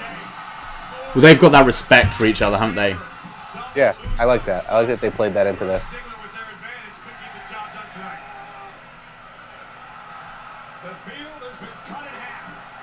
You can always count on a good Philly crowd for adding some extra to the story. Yeah, I went to the Royal Rumble in Philly a few years ago. Great fun. We had a suite which had like unlimited cheesesteaks for the first couple of hours. And drinks, unlimited beer as well. Which Rumble was this? Was this the one where Roman won? The one where Nakamura won. Oh, right. They've done a few there recently. Yeah, there seems to be certain cities they go to for the same event a lot. They're big markets. Philly's a hot crowd. During the show, I ate probably 2 or 3, but my whole weekend in Philly, I had a lot. I tried as many different ones as I could. Although Brandon from New Jersey shamed me the other day for the places I tried cheesesteak at. Brandon from New Jersey should be rechristened Brandon from Philly. Yeah. So is he the like Philly side of Jersey? Brandon's from a part of Jersey that considers Philly the city. Right, okay. Whereas I grew up in a part of New Jersey that considers New York I'm City with you, the city. yeah. Brandon, like where he would go to the beach was like where the Philly people go down to the beach. Right. And there's a Jersey's for a small state, it kind of divides right down the middle of kind of south in Philly versus north in New York. Where'd you go, Belmar? Belmar is a popular place, but like Belmar would be too north for Brandon. DJ's in Belmar? Oh, don't out yourself. Come down in the summer. We'll go to DJ's I've had in some Belmar. fun nights at DJ's in Belmar. Did you fist pump? Did I what? Did you woo? Oh no, but my friend did break his ankle. That's very cool. Yeah.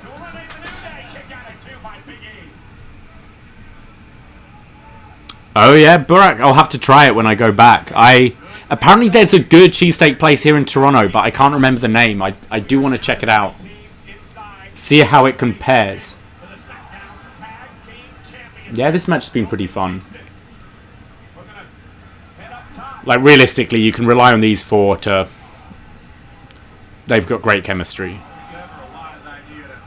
I just really don't know what they do for Mania, for this tag scene. It's pretty bleak. Like, they're just going to do this again? Yeah. This has been great, don't get me wrong. No, I'm completely with you.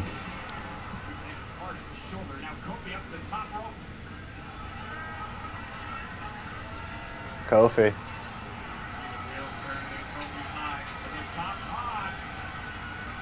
Top of the pod. Good framework there. Elimination right behind him. Yeah. It's good camera work. Way would like that. Oh!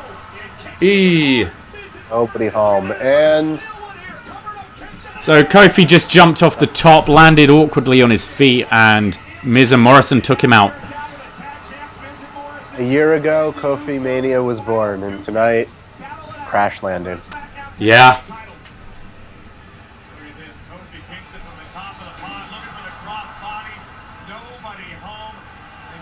Give the Broserweights all the men's tag titles. So Mandy apparently didn't react to when Otis or Ziggler were eliminated. I might be coming back to London for Christmas because I haven't been home for a Christmas since I moved here. So it's about time I spent Christmas with my family. I don't know when or if Braden will be coming over. You posted a lovely photo for International Women's Day. Is that with your family, David? Yeah, that's my mum and my grandma, and obviously one of me and Kim. Lovely. So, do we have Miz and Morrison retaining here? I think at this point. Oh.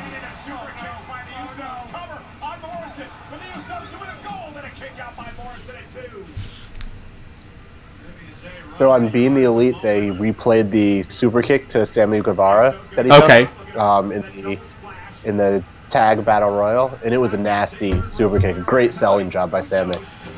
Sami Guevara's been a... One sec. Oh.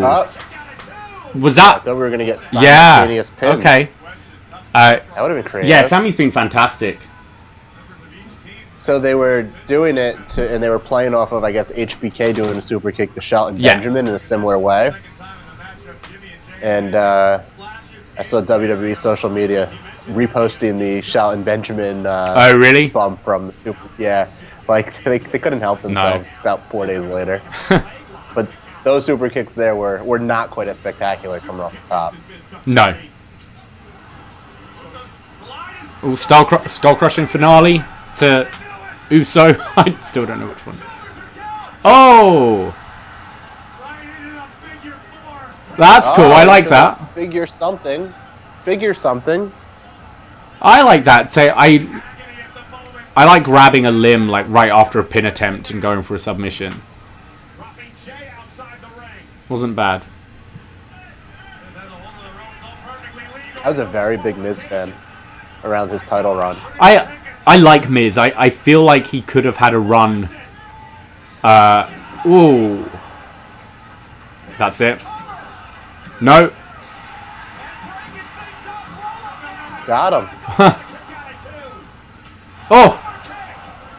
I like Miz and Morrison. They're working as a team well here. Wow. This has been great. Yeah, Andy, Harley, I agree with both of you. I'd never heard of this guy before AEW, and he's a little highlight for me every week. I really enjoy him, even when he's not wrestling. Just like his reactions when he's out with Jericho and the Inner Circle, like facial expressions, the card stuff he does. I think he's a real talent. The cue cards? Yeah. Did you say that, David? Exactly, yeah. Yeah, him, Darby, MJF, and Jungle Boy. You really get the feel of like a Eddie, Malenko, Benoit, and wow, Jericho, like Ray. That was great. I love that, and awesome like combination pin attempt to finish it. You're right. Miz and Morrison are working really well together. I like that they're putting effort into trying to do moves as a team. Like, to me, that's important. Yeah, absolutely. Well, I think that's what's worked with both Hangman and Omega and Dunn and Riddle is the tag moves they're doing and using it from their own singles moveset combined to make something awesome. Yeah, like I take issue when people say they're putting singles. I know, and I said this before, right? Like the formula of taking singles guys and putting them together. I think it hurts the rest of the tag division, the future of the tag division. I agree. But I actually think that taking singles guys and putting them together when they form into a good team. I mean, I love the Bar. They were what they were, but that started from a best of 7. But it depends. Started by Mick Foley. Yes, but it depends what you. The Bar then teamed together for a good 3 years, so they became a team, and I'm not as big a fan. I do think it loses credibility when you have a Rollins and Murphy who win your championship and hold it for a month, and then that's it. It's and they beat legit tag teams there. I'm all for putting single stars together and then having them as a team. I mean, think the whole of the New Day, they all started off as single stars. Kofi has been in numerous tag teams, but none of them ever really stuck. And Big E they tried to make him a big deal as a single star, and that never really worked. And Xavier was very low on the card, but those three just together they're main eventers. And the Rollins-Murphy example is the example where I say taking them and putting them together. Everyone else is going to feel beneath. Yes. Particularly Seth Rollins. So then Street Profits win the title, and that'll be coming up next, I think, or soon. And after that, when they feud with somebody else, it just feels very low on the card. Yeah. Because they're not Seth Rollins. But I do think when you take guys, put them together, if they can take off as a team, it's good. Yeah, Harley's agreeing with us as well. As he says, the example is HBK and Cena. That doesn't work. Doesn't work. Yeah, and it does make the rest of the division just look weak. MJ, if you don't mind, I'm just going to leave you with the room because this wine is passing through me.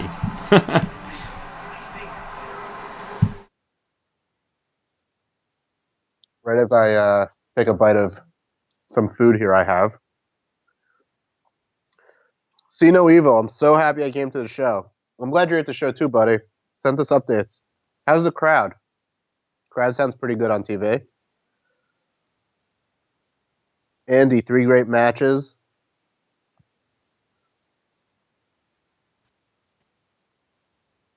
Going back through some of your comments here. This show has been a top show. MJ should not host a podcast on the network. I'm happy to have fun with you guys here. And find me in the forums. Otis was so over. They were pissed when he lost. This is all from John Cena Evil, who will be in Tampa with myself and Davie. If anyone else is going to be in Tampa, give us a shout. Find us.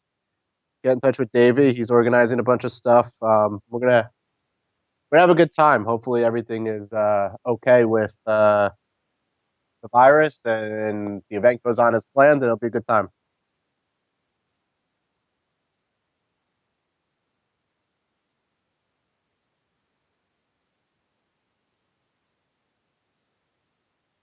So Davie's volume's really loud. I don't know if that's loud for everybody else, but try to talk over it.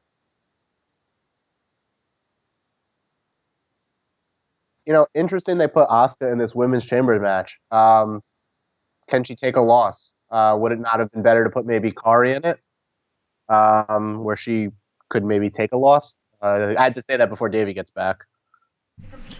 Say what till Davie gets back? Like whether or not they should have put Asuka in the match or Kari in the match. Who can afford to take the loss? I wanted to get that in before you got back. Okay. Alright. Kari's not in this match, right? Kyrie's not in it, no. All of the Riot Squad. In the match. Can we just take a moment to appreciate Charlie Caruso as well? So, a buddy of mine used to be a news director for some major outlets and top 25 markets. He would kind of do all the direct the news for like a Fox affiliate or an NBC affiliate. And he gave Charlie Caruso her first break. He hired her. And he sent me recently like the initial email of her looking for a job. And then I sent him a very recent picture of Charlie Caruso, and he said, "Holy cow." So he is not a wrestling fan. He did not know. He just knows her from ESPN. Right. She's on ESPN for the best. Yeah. I think she's wonderful. Hey, speaking of ESPN, and somebody that is very near and dear to my heart, Kathy Kelly appeared on ESPN a couple times, I believe, over the weekend. Really? I don't know if that was like ESPN proper or a West Coast feed or show that they had, but I saw on her social channels that she is busy. And I knew she would be. She's very talented.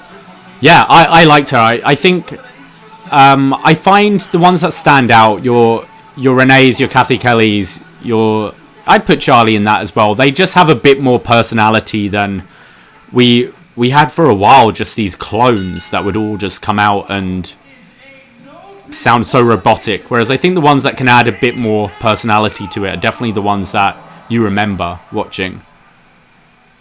So, Yeah. AJ and Alistair Black. Wow, this show is really good. I mean, haven't seen the match yet, but so far it's been a hit for me. Andy's back with a lager and some hula hoops. Andy, tell me, what lager and what flavour hula hoops? Do people mind if I eat on? Oh, I apologize. I'm going to have to at some point, so go for it.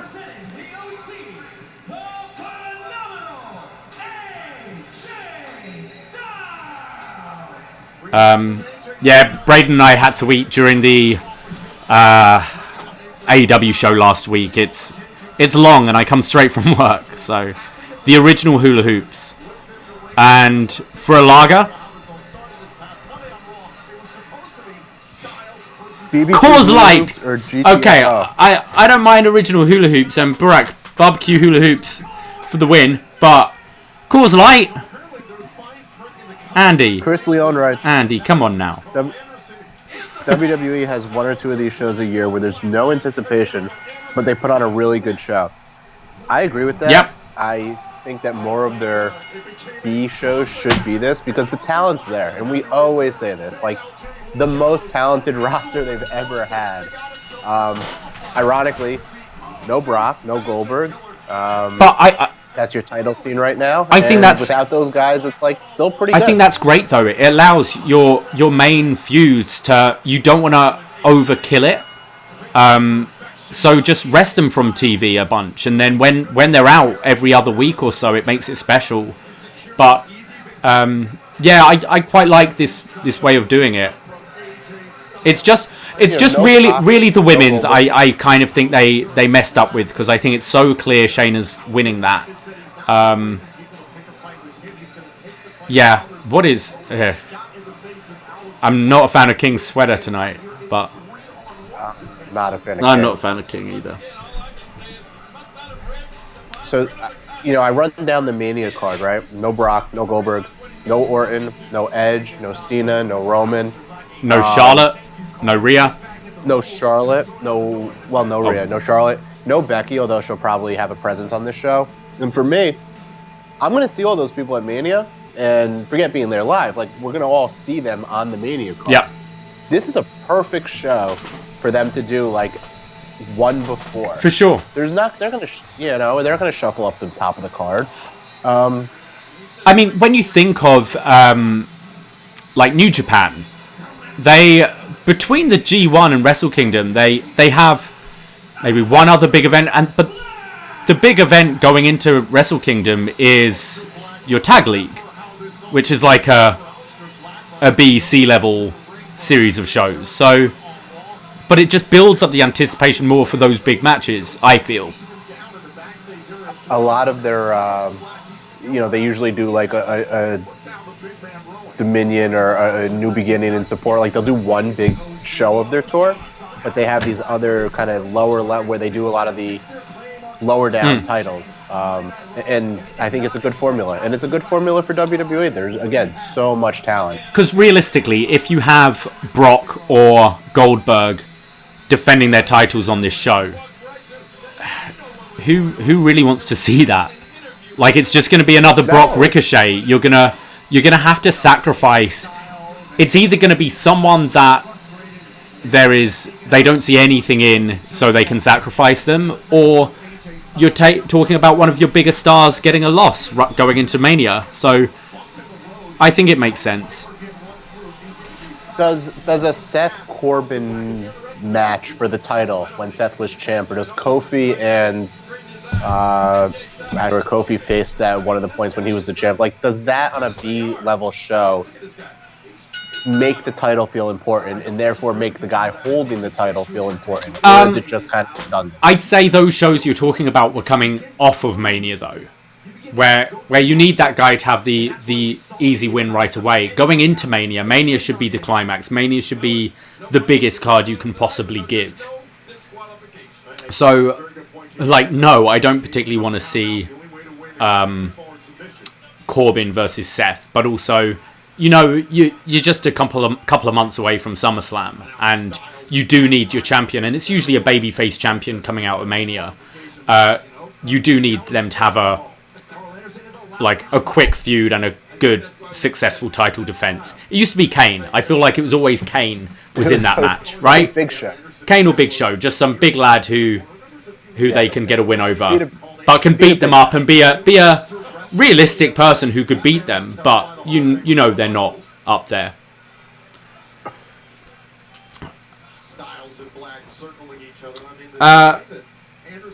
Bruvan, how did you have your chicken from Nando's? I feel, have you mentioned this on one of the other chats? And Burak and Andy, you're both from London, are you? So you guys shouldn't call the OC what a cheering section. They're the best tag team in the world. They got the trophy to prove it. No one disagrees with you there, King, but at the same time, the way that AJ Styles has taken a lot of it to heart is that So this is a pet peeve of mine with announcers. Announcers, particularly in the Jerry Lawler spot right now, should be selling.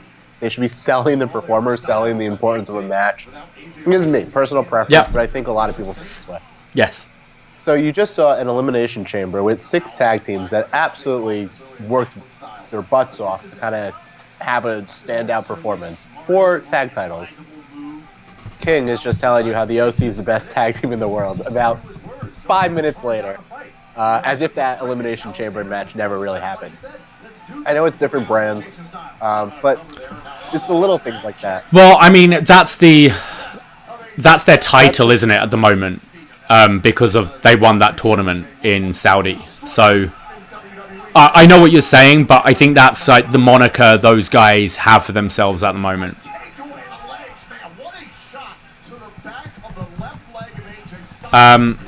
But yeah, like King, there was that he was on the Austin podcast recently and was basically saying that he doesn't do any research, doesn't follow these guys, just turns up and does his job, and it's very clear. Whereas you think I really enjoy JR. I think is getting past it, but I really do enjoy Tony Schiavone and Excalibur on AEW. I don't want to keep harking back to AEW because I know some of you here as well possibly don't watch it and are just WWE people, but I think you're right. They all add something to the broadcast. I don't know what Jerry adds. He is in the role of the ex-wrestler, a very well-respected wrestler, who should be adding a lot of colour from that point of view. And with it not being the Attitude Era, and he can't be going on about women's tits the whole time, which was his shtick. I don't know what his. Sorry. It's unbelievable. That was the guy's. But I mean, that's what he's most famous for. It was. I mean, before that, he had the. He was great when he was a heel announcer and would just shit on ECW and that kind of thing. But we're just past it now, and I think he should be in that Nigel McGuinness role, and just Nigel is so much better at it. Nigel's a great example of somebody who, to me, really does sell. Like, he complements Morrow's play-by-play in a way that gets you invested, doesn't make you cringe. Yeah. Now, I'd actually like to give you an answer as to what Jerry brings to the table. So normally, I watch these pay-per-views with a buddy of mine who is pretty main roster only, which is impossible. I know it's difficult for a lot of us to believe, but he really sticks to the main roster. I'm just getting him to watch AEW now. Was he your friend I met? Roster guys. What's that? Was he the friend I met? Yeah. Nice guy. We like to gamble on 5 dimes here in America. You can, maybe everywhere else too, you can bet on these events. I have no action tonight. He's away, so we're not watching together. Now, he will always tell me that JR and AEW and the King on Raw, it's the familiar voice that brings him in to listen. Right. It brings, to him that means something still. He's a Attitude Era fan. He keeps up with the product still today. But that's what kind of brought him over to AEW a little bit, was that he would hear JR. And I think King is the same way. Like, there's still a fan base out there that hears these voices and is drawn in. It has some value. I offer that as a. I know what you mean. I do get what you mean there, and I kind of do like with the booth in AEW, they kind of... It's not clearly defined play-by-play in color. They all kind of just sort of take turn. I mean, they're all play-by-play guys, it feels. Well, Morrow and Nigel are similar. Yep. I think they stay in their lanes a little bit better. They're more rehearsed, but I think that they are similar in that they can both call what's going on in the ring. AJ took a nice knee. Should I get a new set of AJ gloves and arm pads this year? I've got 2 already. Why do you have one? So, MJ, did you see my profile picture on Skype? I do see this profile picture on Skype. I was gonna no sell it actually. It's one of the things I missed out on in New York last year. A couple of my friends and I, who would go to Mania with, we try and wear as much different people's merch as possible. So I'd often be in like a Shane McMahon jersey, a like Brie Bella headband, a Nikki Bella hat. Real quick, speaking of merch, I'm gonna plug ProWrestlingTees.com. Oh yeah. What up? Bang bang. Nice. Okay, go ahead. Yeah, and it would just be we try and wear as much as possible. And then one year I bought a friend of mine, when the Hardy Boys returned, I bought her like the Jeff like armband things. So she got me AJ gloves. And I'd got AJ gloves the year prior, I think. And just they're cool. They're cool to wear. I've worn them to the gym before. I would probably wear them as like actual gloves. Smoking gloves, actually, when I go outside. Did you know Tommy End when he was in the UK scene? Were you into Tommy End? I saw a bit of him in Progress. He was becoming more regular in Progress as I was moving over here. But yeah, like there's a brilliant moment in Progress where it's Tommy End versus Marty Scurll for the title, and Marty wins by like nefarious means. And then the this character called Pastor William Eva, who's essentially a pastor. He's the like Money in the Bank champion essentially, and cashes in. Okay. And as he's walking to the ring, like Tommy End is like has just laid out Marty because he's pissed off with his black mass. He's walking to the top to like get out of there. And then just stares. He's getting just popped for William. Yes.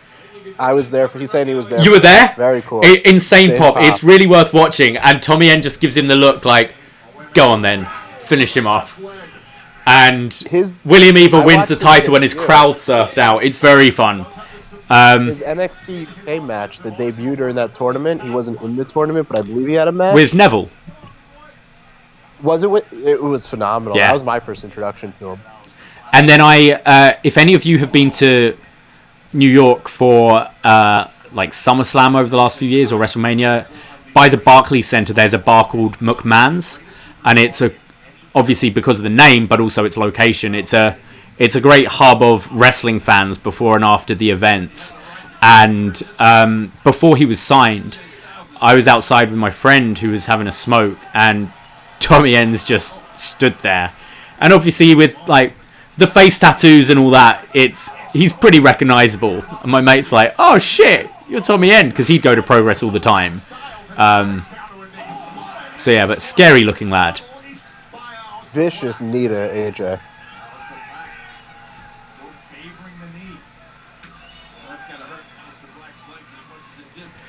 Yeah, it makes George just brings up for a no DQ match. They've hardly done anything.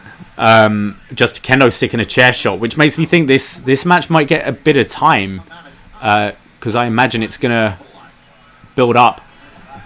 Tommy End might be the crispest. Dead man. Yes. The dead man looms large. True.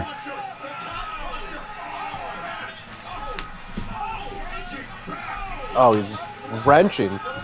Making it look vicious. Okay, Burak, maybe you can remember the chapter, but my first Progress was it was a clusterfuck not clusterfuck battle royal. The Thunder Bastard match. And Samoa Joe was main eventing. I was so drunk by that point. I can't even remember who he faced. We'd been day drinking all day. Get some tinnies from Morrison's and sit on the canal and then go to... Whoa. Family friends? No, but we think we met some after at the Hobgoblin pub. Yeah, that was it. Samoa Joe, Rampage Brown. Exactly. I can't remember that much of that show at all. But Electric Ballroom used to be a place I'd go to on Saturday nights with my mates. So for me, it was £10 entry on a Saturday to go like clubbing, or £12 to go clubbing and have some wrestling on in the background. So that's essentially what it was. But Davey, was this 10 pounds of gold or just 10 quid?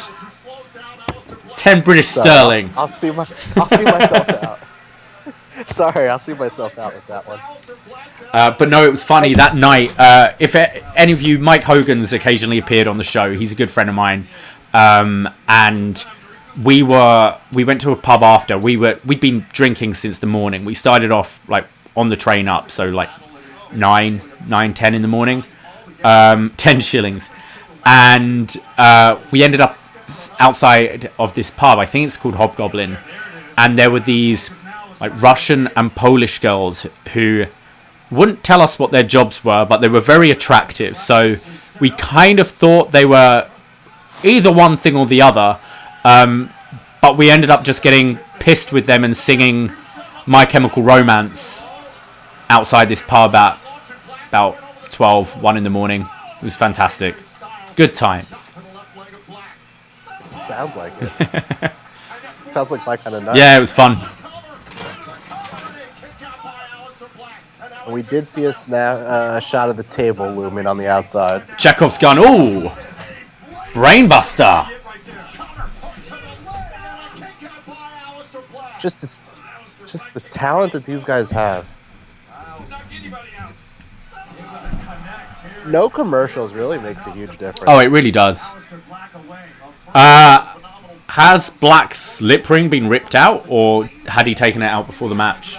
Because it looks a bit raw there. Did not see that.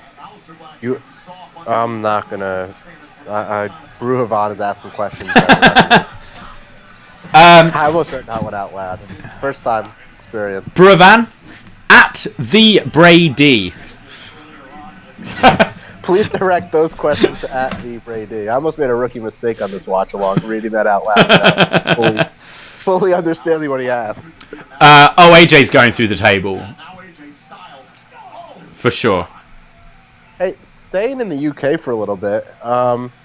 Excited for David Starr, John Moxley. Yeah. Although I did hear rumblings that might be a tough match to pull off if they prevent Moxley from traveling. Which understandable. Hey, we might not be able to travel. I know. Yeah, it's I mean, I feel unless Vince is told to cancel, he won't. So here in the States, we have March Madness coming up, the NCAA tournament, and that is like a lot of arena gatherings of people, and it'll be interesting to see how they treat it and what is the precedent, because I think that will play into Mania. Now, they canceled South by Southwest. They did, yeah. Which is a bit of a different setup. I mean, how much of that is because of artists traveling and stuff, like the actual acts, and like talent involved? Well, it's interesting because how much talent is coming over for Mania weekend from overseas?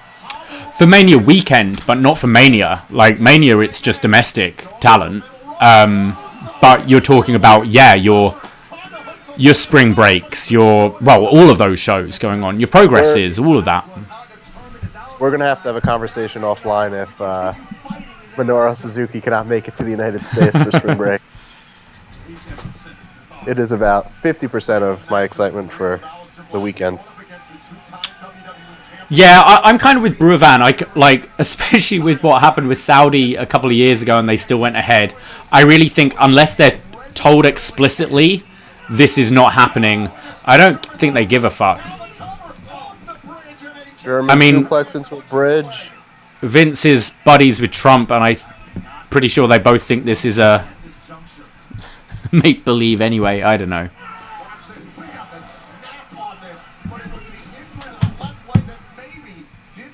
I had what I was calling Corbin 19 this week. It was not quite COVID. It was Corbin though. Sorry, what was that, MJ? I was fighting, I guess, what you would call the common cold. Right. Certainly not flu-like symptoms, but definitely a common cold all week. I was calling it Corbin 19.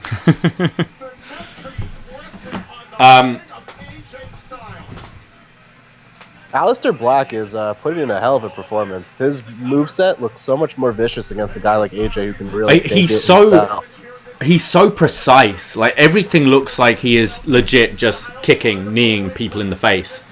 Unless you're Lars Sullivan. But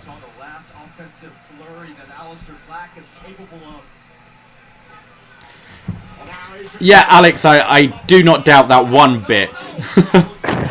I was going to ask Alex if he thinks we're going to see a Jesus vs. Corona match at WrestleMania. Ooh, Tombstone? Caught up. Okay. Oh, boy. Oh. Oh, that was cool. You know what? It's so nice watching these shows and not having to write notes. Well, I feel like you guys just got a glimpse of my natural reaction. I just made some kind of noise to that. I thought that was pretty sick.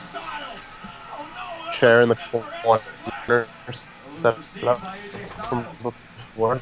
Yeah, so AJ with the Tombstone taunt right then.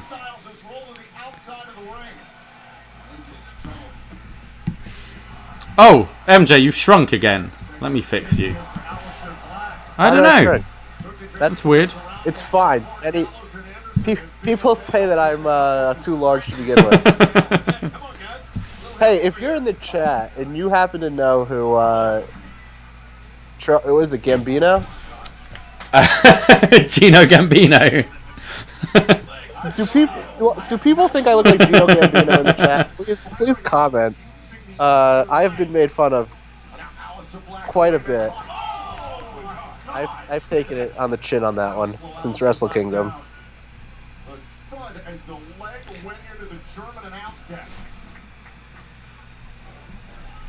Not childish Gambino. I wish I looked like childish Gambino. That'd be dope. David, I have not heard that. David, what's he to be happy about? I mean, they're getting beat, and he has done everything in the kitchen sink. Has he, though? I don't think he has. Thank you. I'm so much more handsome than you. That is exactly what I said. Thank you, Brock. A younger Gino Gambino who goes to the gym, I'd say. Which I'm sure Gino Gambino does because he's a wrestler, but, you know. I put this one squarely on your shoulders, Davey. If you bring me a pink suit jacket, I will wear it to spring break. I'll see what I can find at the thrift store. And I will do my hair and everything. Because I just forked out on a brand new laptop, so I can't afford a fancy suit jacket for you. It doesn't be fancy. Is anyone in this room going to WrestleMania? Oh! I told everyone to slide in your DMs when you went away. Oh, yeah? Before. I said slide into Davey's DMs. So, Davey, I don't want to turn this into an NXT conversation, but David's asking in the chat, or saying that he's heard Vince isn't thrilled with Triple H and the ratings. Oh, that was great. Absolutely great. Which was your first Mania, Andy? Yeah, so Vince not being happy. I haven't personally heard that. Like, I don't know. Like, they are surely in a better position than they were being on the network. Like, their viewership is higher than it used to be with this thing. They're being paid money to show this program. I think it's time to get out of Full Sail, potentially. Or just do, like, still have... I think it's time to get out of Full Sail. Stay at, like, do the odd show at Full Sail, but, and I'm not talking to arenas, But I think if you just did different looking venues for NXT every week would look really cool. Just 1,000-seat venues, that kind of thing. 20, 30, 32, 34, 35. Wow. I've been to every Mania since 30. WrestleMania 30 was my very first WWE show. First WWE match in person was Triple H versus Daniel Bryan. I think that's pretty cool. I'm calling it here. Lights out. Okay. I'm calling it. We're getting a gong. Everyone's looking. I'm calling it. Lights out coming up. I mean, it took them long enough to get involved. It's been no DQ. They could have done this ages ago. They really, for the best tag team in the world, they're quite stupid.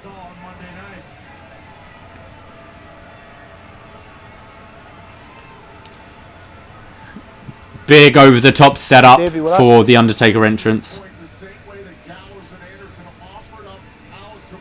Davey, what I was, yeah, let's see what the finish here is. There we go.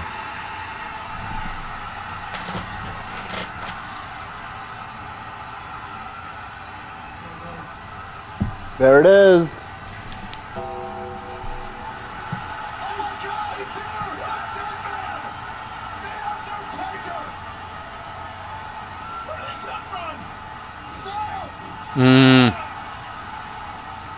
Choke slam.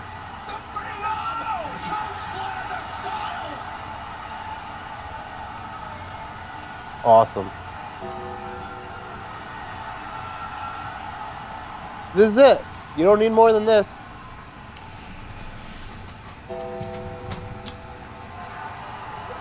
Groove on. Jesus Christ, the entire match was just for Taker. Yep.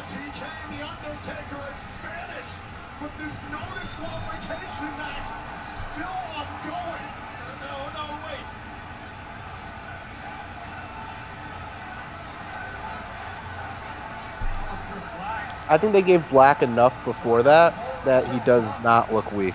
Somebody also he in the chat about like earlier. Black was on top as well when Gallows and Anderson interfered, so it was more evening the score rather than him getting a cheap win. And I think it's more important that AJ have a reason to want to call out Taker for Mania than to protect Black, who really to me is he's not any worse for this. He's just treading water though, isn't he? It's lateral, but he had a phenomenal, pun intended, a phenomenal match, which many people do with AJ. But this is, I could see them revisiting this after. Okay, so Andy is saying, is Taker gonna team with Black? So what are you suggesting? The OC against Black and Taker, like a handicap tag match? Ooh. I mean, that would probably be better for Taker, but I don't know. It's Mania. You want your marquee matches. It'd be a great rub for Alistair, and a lot of people have said he has a presence that could be developed into something like a Taker. But I think I think AJ is a better person for Taker to be up against than like a Roman or a bigger guy or a Goldberg. I think from a marquee standpoint, the singles match is way more glittery. But I do think from a getting away with a Taker match at this point, and if you're trying to give a rub to Alistair, I think it serves a good purpose there. That's an interesting question. Who asked that? Andy, I think. Or okay. Chris Leone thinks it might happen as well. Yeah. I mean, something I brought up in like a chat group the other day was you could write yourself a great three-way for next year if AJ wins this. If it's a singles match and AJ wins. Because so far, AJ's been bitched out by Taker twice. So, I mean, if he ends up losing the whole feud, whatever, it's just... But I think it's way more interesting AJ getting that win, and then next year you could have AJ, Roman, Brock for one of your main titles.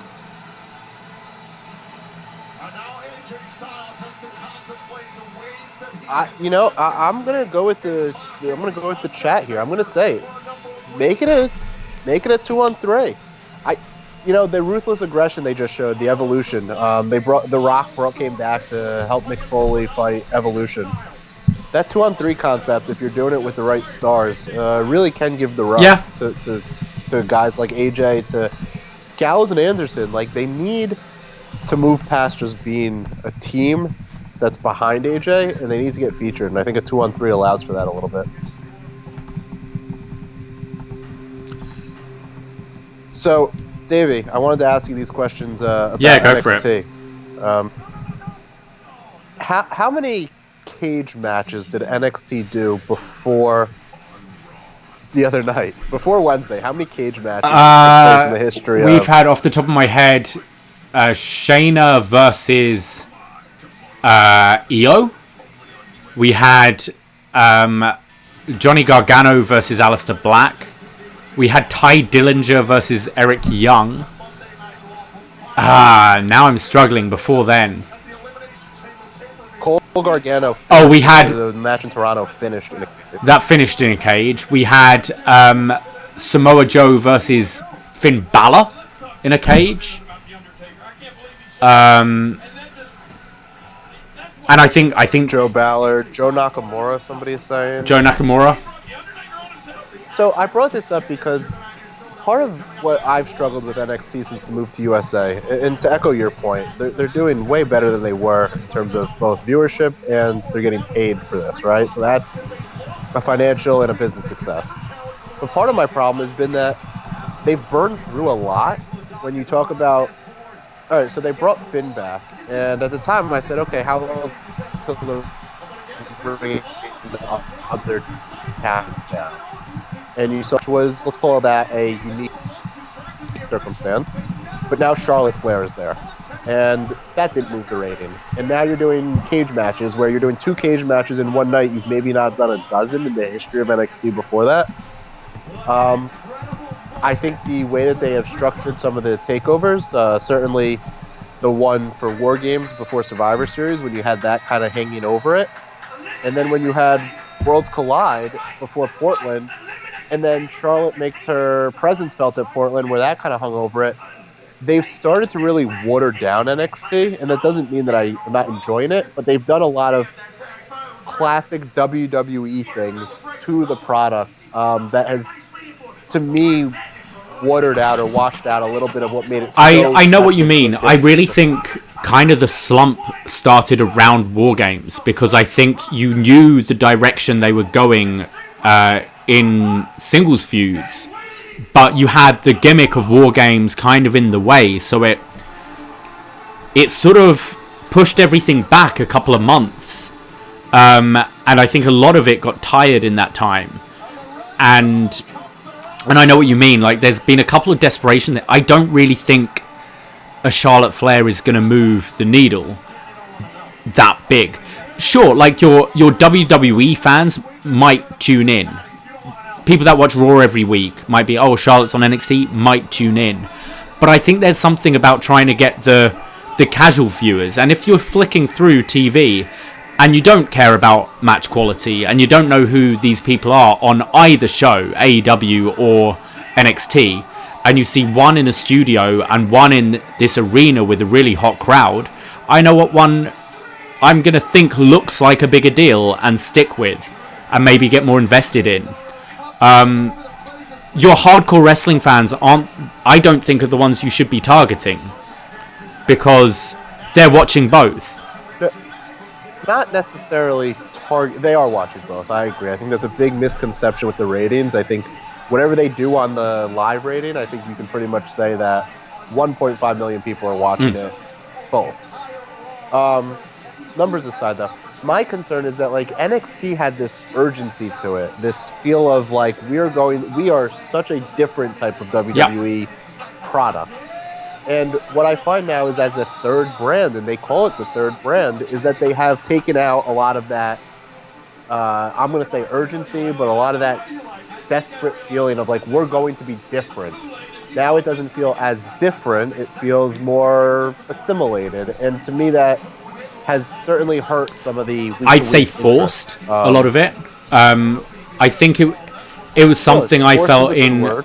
Gargano's promo this week, which I thought technically was a good promo. I thought both him and Moro played it very well, but I felt like it was a guy playing a character. Whereas before, I was invested because these feuds all seemed kind of organic and like thought out, like planned out over a long time. That would keep me. I said at one point that NXT wasn't just my favorite wrestling show; it was one of my favorite TV shows to watch each week.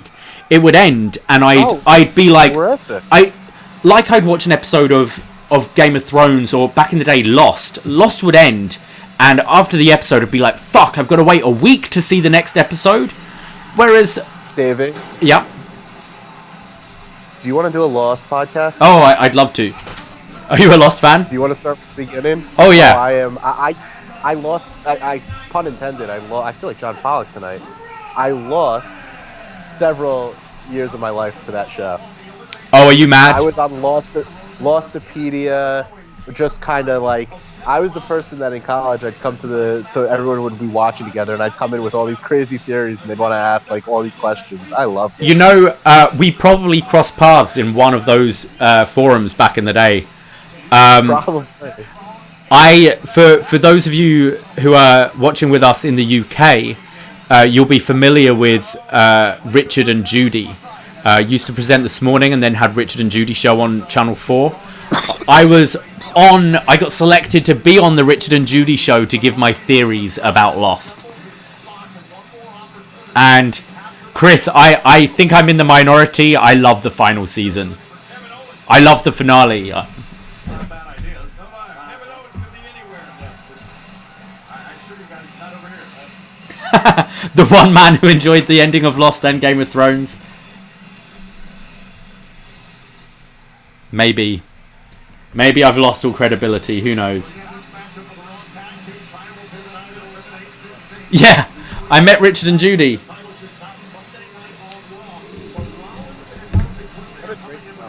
MJ, we've lost you briefly. I think because your headphones are. I had a coffee fit. Back? Yeah, no worries.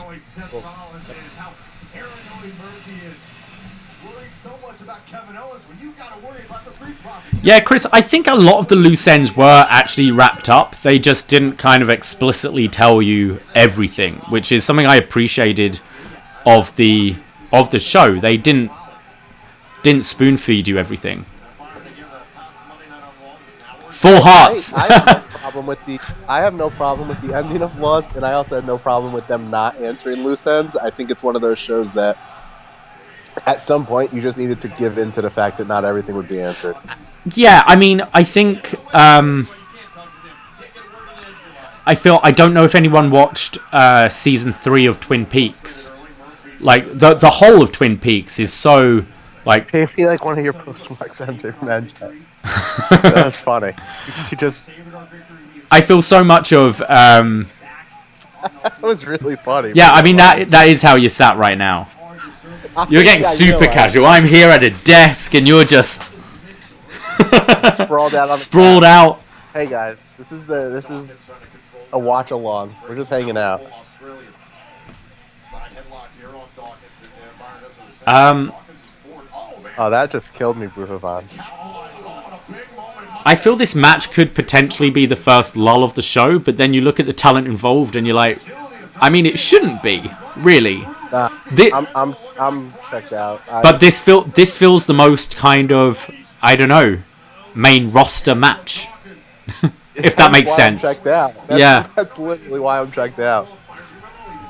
Others in the chat, where are you guys at? Does this match do it for you? I mean, it's only just started, so gotta be fair. But I think the participants in the bring them. Hey, I've been calling Seth Rollins and his buddy Murphy the tag team name. And his buddy Murphy. Oh god, yeah. The lull will be next. The 3-on-1 for the IC.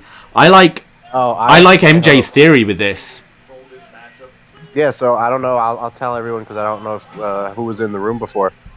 I actually think that Nakamura, Cesaro, and Zayn win this match, setting up a 3-way or a potential 4-way at Mania, where the three of them are arguing over who the champ is, and I can see that being very funny with Sami Zayn for the next few weeks. I also think it is a great use of Nakamura and Cesaro, who give them like 5 minutes to interact in Mania. Like, I think they could have a great, a flurry of offense and look really good. Yeah, I mean, I'd love to see Sami wrestle again, like properly. Jeez. Yeah, but I don't know. What do you do with Strowman then? I mean, Strowman's not someone I'm particularly high on, but he is one of their bigger players in WWE who I feel should probably have a spot, or I think they think he should have a spot. If it was up to me, I'd make it a 3-way, but I say 4-way because I think then you give him the spot in the 4-way. Sami Zayn carrying around the IC title, having never wrestled in the last year, would just be so perfect. This guy is so talented.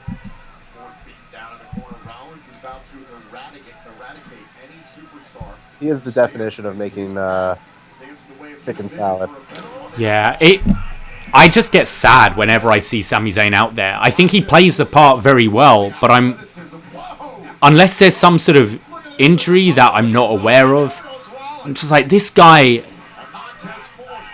should have been your next Daniel Bryan.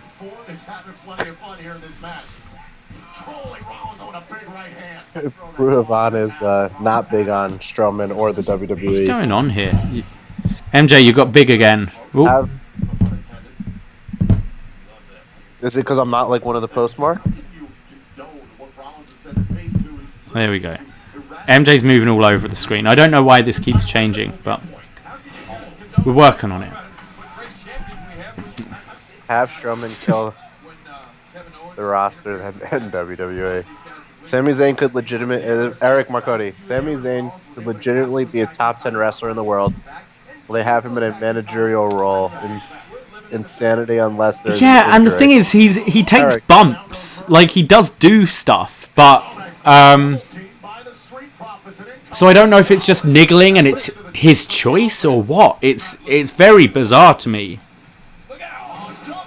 What is his contract status? Is he one of the guys that re-signed for a lot of money, right away? I've heard no talks about his contract. Would him showing up in AEW as El Generico just be instant gold? I mean, Scrub would have to just printing T-shirts for days.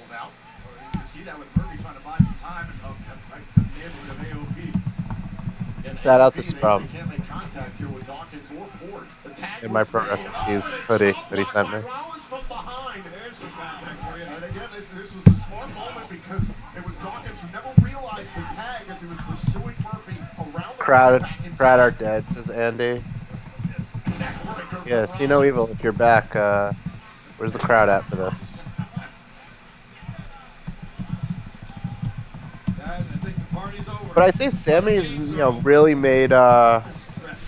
I think Sammy's really made chicken salad out of this whole thing because he's been kept out of the ring, and yet I find him very enjoyable. Me too. He's in a terrible spot, and yet he himself as a performer has this ability to make you interested, or at least invested in him. I do want to still see him. Unlike Ricochet would be an example of a guy that I'm just done with. Get off my team. Yeah, I wonder how much, because he has had that run of fantastic matches, wrestling matches in ROH and NXT and stuff. How much he's bothered anymore. If you're getting a good contract, and I can see someone like Cody who's no, the artist in me wants to break away from that, because I think Cody's someone that always took a shitty gimmick and made it work in WWE and made me interested in it. But I could see the itch in Cody be yeah, but I see these guys who are killing it on the independents and I'd love to do that. Sammy's already done that.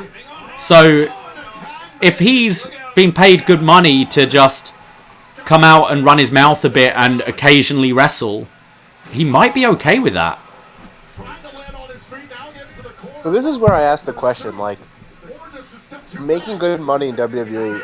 Are they going to keep giving everybody $500,000 contracts, or at some point can you make good money elsewhere? Like to me, somebody like Sami Zayn coming back as both Sami Zayn and or El Generico, like he'll make so much money with merch and on the independents, much less an AEW contract. Like I don't know, does it get comparable?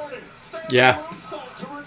Yeah, I don't know, but it's more of a. I mean, they're obviously on the road and stuff, but they're in a groove. Whereas it's more work you've got to do yourself, I guess, on the indies. I don't know. We'll wait for the podcast one day.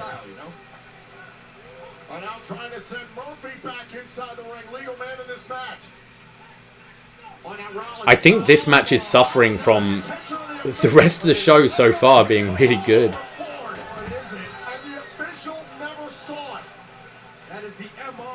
People don't like Seth Rollins.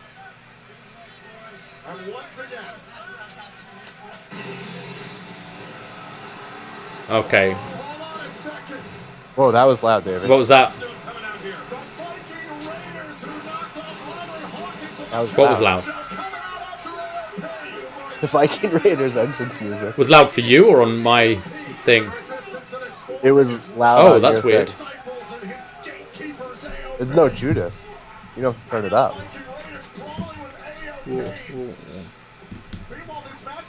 So Seth is supposed to wrestle KO in a singles match? I think so. Or do you do some tag? Some 8-man or something? Well, R.I.P. Samoa Joe. Guy can't catch a break and get on Mania. He was on briefly last year. Very briefly. Somebody pointed that out to me in the forum. Somebody brought that up to me. I was wrong when I said he can't get on Mania. But didn't Ray have an injury? Ray had an injury, so it was like a 30-second match. He still couldn't get a real Mania match. Yeah, it's bizarre. God.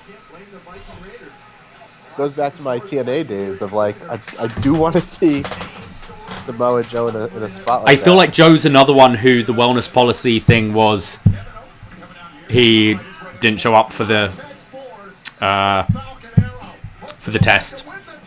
And he got a concussion during a commercial shoot or something. Yeah. Yeah, that's another one where it feels like did you just give him 30 days off because you didn't want to admit what happened to him? Questionable.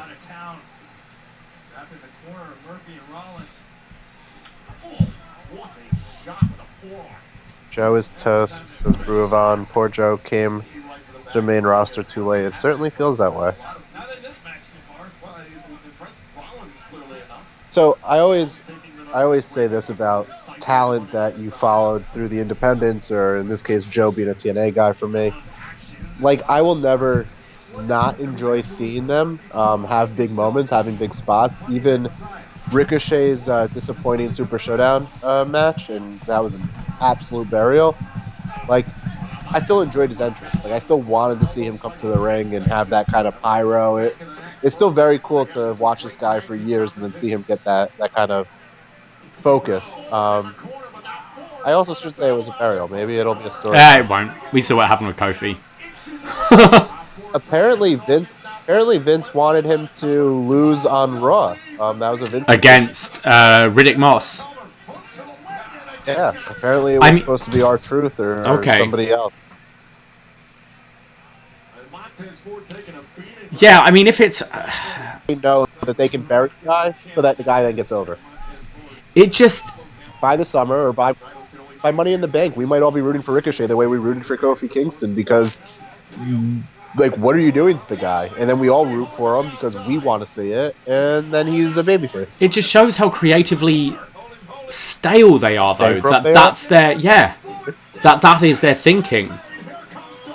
I think it was one of my passionate calls after the Hell in the Cell pay-per-view where I called this company creatively bankrupt. Yeah. They had nothing left. One of my cafe post shows, which will be on tonight. Want to plug that? You'll be on the Cafe Hangout? Oh, John and Way are doing a Cafe Hangout. I was gonna give of course, after this. Is it just one more match we've got after this? Is it just Women's Chamber? Oh, the IC title that we talked about 5 minutes ago. Yeah. Yeah. Main roster WWE. For the Street Profits. Oh, and the spin into the corner, splashing down. Crowd pretty much wants this match to be over to get to the women's chamber match. Well, George, I don't know if the crowd's aware that there's an IC title match after this. Really able to pop up the left shoulder. Dawkins down I saw this match on Monday, says Andy. We all did. Street Profits trying to find a way to retain their tag team titles. I will be there for John Pogg's big birthday bash. It'll be lit. Yeah, John Pogg's birthday tomorrow. Oh yeah. Happy birthday. No, it's yes. Back of his head. Tag made to Murphy. And now Murphy went for the super kick. Murphy and Rollins trying to stem the tide. Wee. Oh, with a knee strike by Murphy. Double super kick. Ford. Oh, and King down goes Ford. Yeah, I do like all four of these guys. To be fair, just it's that point in the show, which I'm kind of glad it's this and not the. Imagine if you put the Bryan Gulak match here, no one would be giving a shit. But I think opening with that was a fantastic idea. I think that would have been more heated than this in this spot, but I agree it would not have been the same as the opening match. It would have taken a lot more time to win the crowd over. What do you like about Seth Rollins? Let me ask you. Ha! Recently, I don't really know. Not much. Not recently. What did I ever? He won the title in the opening match of WrestleMania last year when he beat Brock Lesnar for the first time. Yeah. He had a burn it down chant that was very. Oh God. Oh no. I really enjoyed his. Like, he was the standout of the Shield for me. He was the one I enjoyed watching the most. And when they'd have,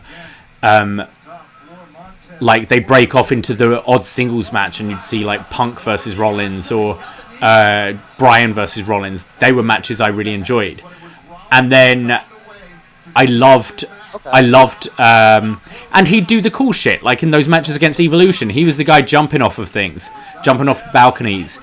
And then I actually really enjoyed his heel run. I thought J&J Security was pretty fun. And then seeing him win the title at Mania was awesome. And unfortunately, I think you saw someone breaking out as a big new star and a fresh face. And the injury kind of derailed that. And he got stale for a while and then had that showing in the gauntlet match, which I think turned a lot of heads again. But, yeah, You're talking about his first run. Recently, no, not much. I still I appreciate he's good, but it's just being overexposed to someone. Yeah. To me, it's the overexposure, and it's once they stick you with a forced catchphrase and a forced gimmick, the way that he got stuck with one, it's just a turnoff. I mean, that's just my personal preference, but it's a turnoff. It's no longer organic. Yeah. And there's something to be said about, you think of how long Austin's run was at the top and Rock's run was at the top.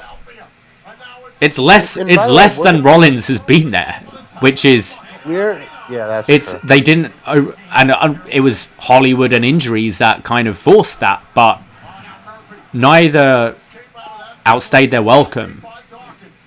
We're going to see a tipping point, I believe, where I think that, maybe by Money in the Bank that Ricochet will be the new Kofi. They're angling for that. If this is an actual story that they're having him lose, they're beating him down so the crowd gets behind him. There will come a point where the crowd will not get behind a guy because they'll see how forced or how, they want us to. Yeah.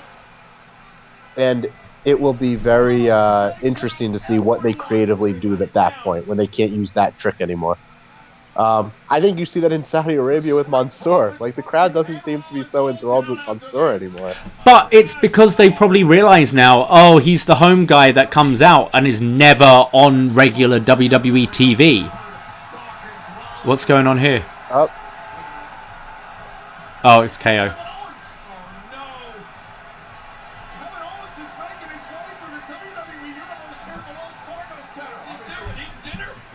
There's no reason why Mansoor shouldn't be featured on NXT or Raw or SmackDown. He's good enough. And when you've got this 10-year deal, why not have him featured more? So he actually feels like a star when he's out there, not just, oh, this guy was born here, so let's cheer him.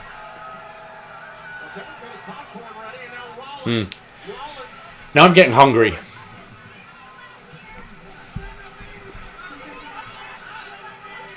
Oh. Chris brings up that Rollins was super hot when he beat Brock at Mania, and then they put him in a 3-month feud with Portman. Yeah, it's true.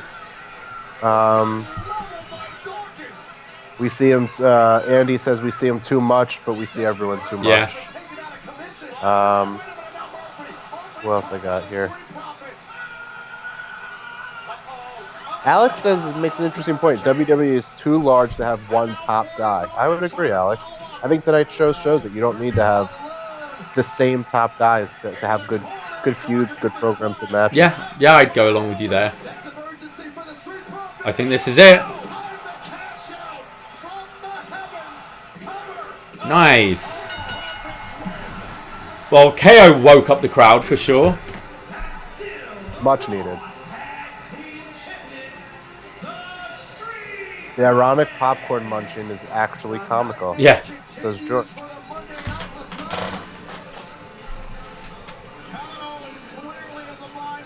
Angelo Dawkins was he was passable in NXT. No more.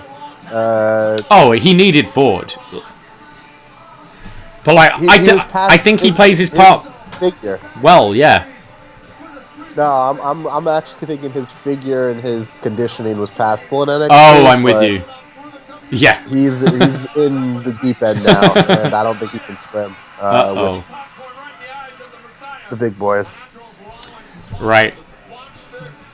I'm gonna fill up my wine. I'll be back in a sec. You're leaving everyone with me? Andy, stay up. We're having a good time. I'm certainly having a good time. Thank you guys all for being in the chat. This has been a real pleasure and a treat to hang out with you guys. Talk wrestling with Davie.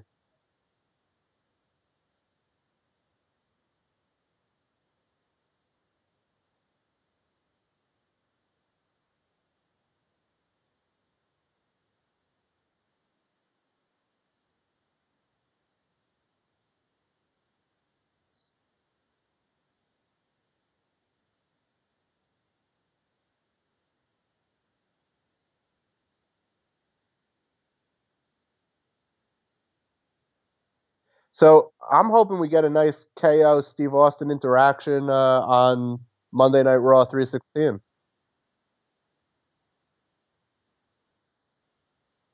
Classic. Little extra popcorn on the way out.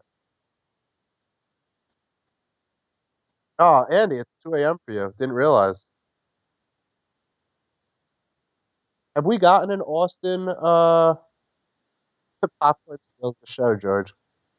Have we gotten an Austin KO interaction in previous appearances? I feel like that's always been something teased. Maybe I'm missing or forgetting when it was.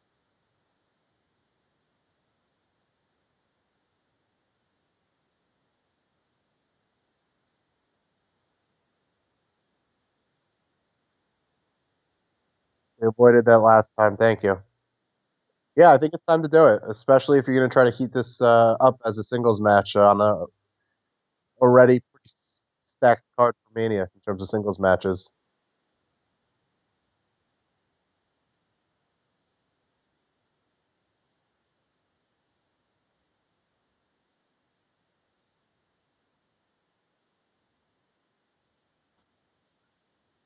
Seth Rollins versus the Popcorn.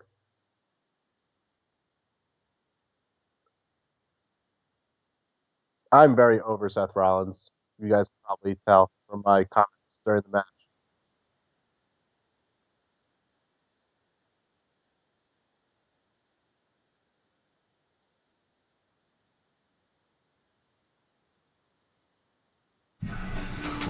Okay, I'm back. MJ, do you need a little break at all? I'm aware. I'm chilling. You've been there the whole time. I have a weak bladder. If I step away, I might come back a little funny. That's okay. You're allowed. I do a show with Braden every week. I do multiple Andy shows with says- Braden every. So, Davey, I was bringing up the fact that I would really like to see. You've had some fantastic. Thank you, Eric. I pride myself on those rants. So I brought up I'd like to see Austin and KO do a little interaction on Monday Night Raw 316. Okay. I don't think we've seen the true interaction, although it's always been hinted or anticipated.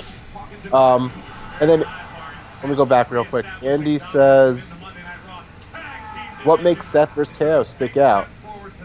I would bring Austin in for something. Maybe a special enforcer, maybe a special referee. I think it's a cool way to get Austin on the card. I think he's indicated he will help the company and want to do something for the company.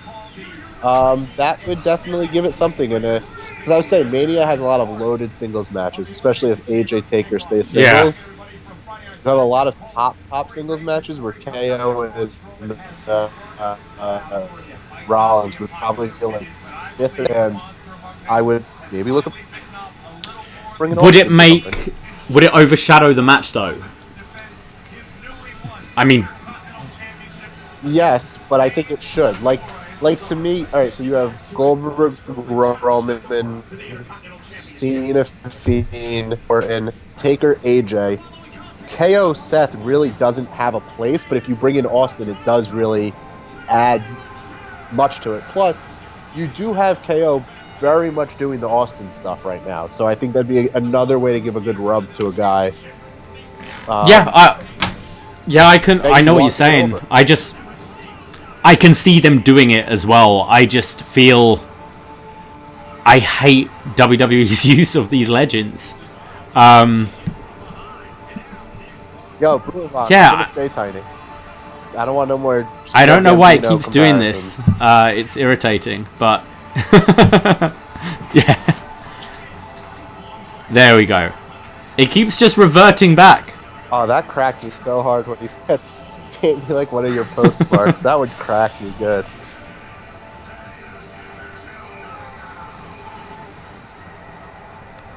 You see, I'd like that more if Austin came in and was kind of like thinks Rollins is a dick, but is also like, KO, you're stealing my gimmick, and doesn't like him either.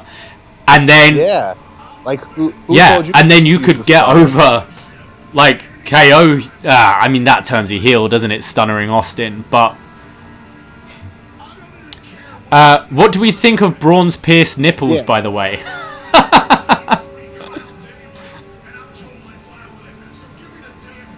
Braun Strowman is a interesting talent for the last few years. When you look at the Braun Strowman experiment, never really got to that point where you thought he would as a Universal Champion. He certainly ran into the Brock Lesnar wall, if you will.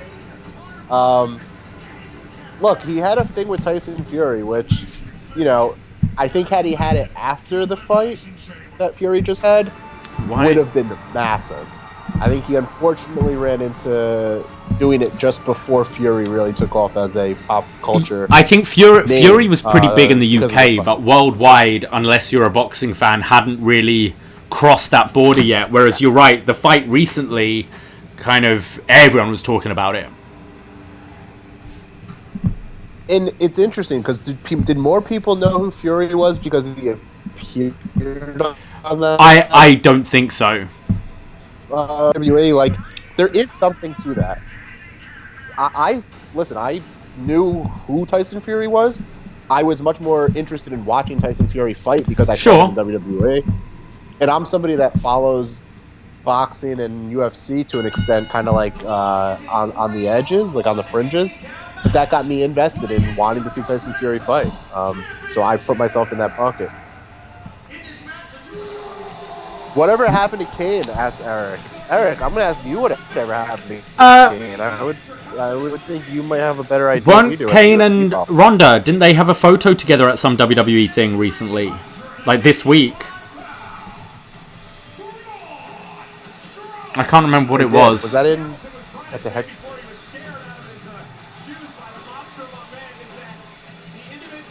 That was like like Kane doing. Yeah. Whatever. Kane didn't need to go to WWE. Like Kane could have had so many good things to do outside of WWE. I think he genuinely likes wrestling, though. I think he enjoys it. I know. I think he got bad advice. No, I do. I think he would have done very well doing AAA. I think he would have done very well doing a little bit of AEW work with AAA. I think he could have continued to develop as a wrestler and still feel very special. They used him on one card that featured Tyson Fury, who we're talking about. Like to Eric's point, whatever happened to him. Now, if he was injured, which Eric is saying is likely the case, then getting the payday from WWE makes a lot of sense. If he knew he couldn't really wrestle and needed to rehab, it was like, let me time get this money and be on the injured list. Really look at this face. Does this look like the face of a man who's lacking any confidence? I have no reason to be anything but confident. Listen to me very carefully. Sammy is fantastic on the mic, isn't he? And knows that just his attire would just annoy people. Davie, Bruavon says on a scale of 1 to 10, how excited would you be if Daniel Bryan should have... Alright, never mind. I fell for it again. Asking a bad question. I think MJ vs. Bruavon might be the next feud at the upNXT World. A lot of red between Kayla and Nakamura right now. Kayla's wonderful. One hair on my pretty little head has been harmed this entire time. That is until tonight. Tonight all that changes. Bruavon, you know why that's a bad question. Oh, well, Bruvan, he's got quite a while left on his contract now. Yeah, like, what are you asking me here? Why has MJ gone tiny again? What is going on?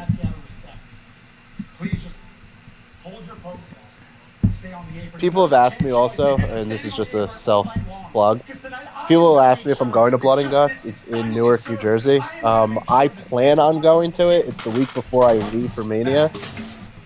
So I'm a little weary to completely plan to get there at a certain time and leave work. So I'm probably going to be buying a ticket the day of and trying to get there by showtime.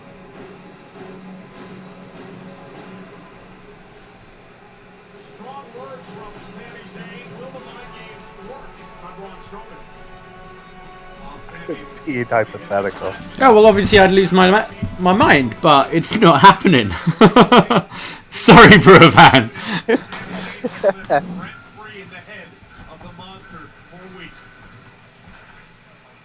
Hey, time to bring back Nakamura's regular theme. I think if he turns face, they will. But I like the violinist.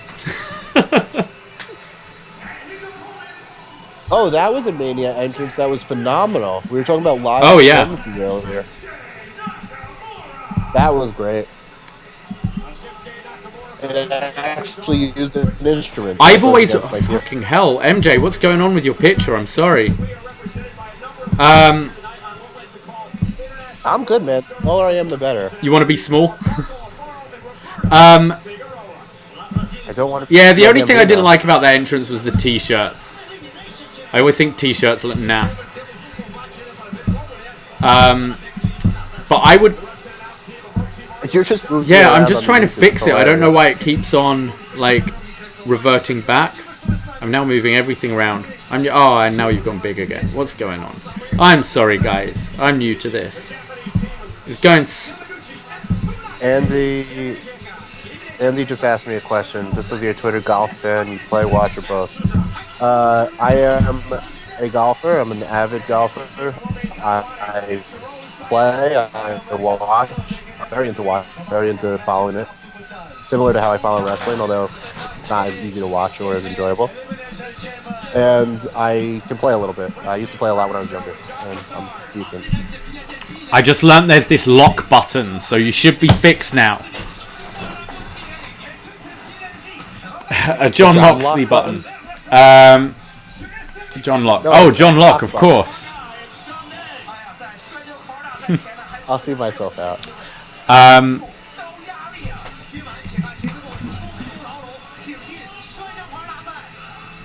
Again, this just feels...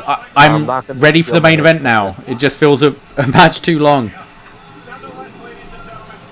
And yeah, you're right. I don't like this title for the... I don't mind it if it was another...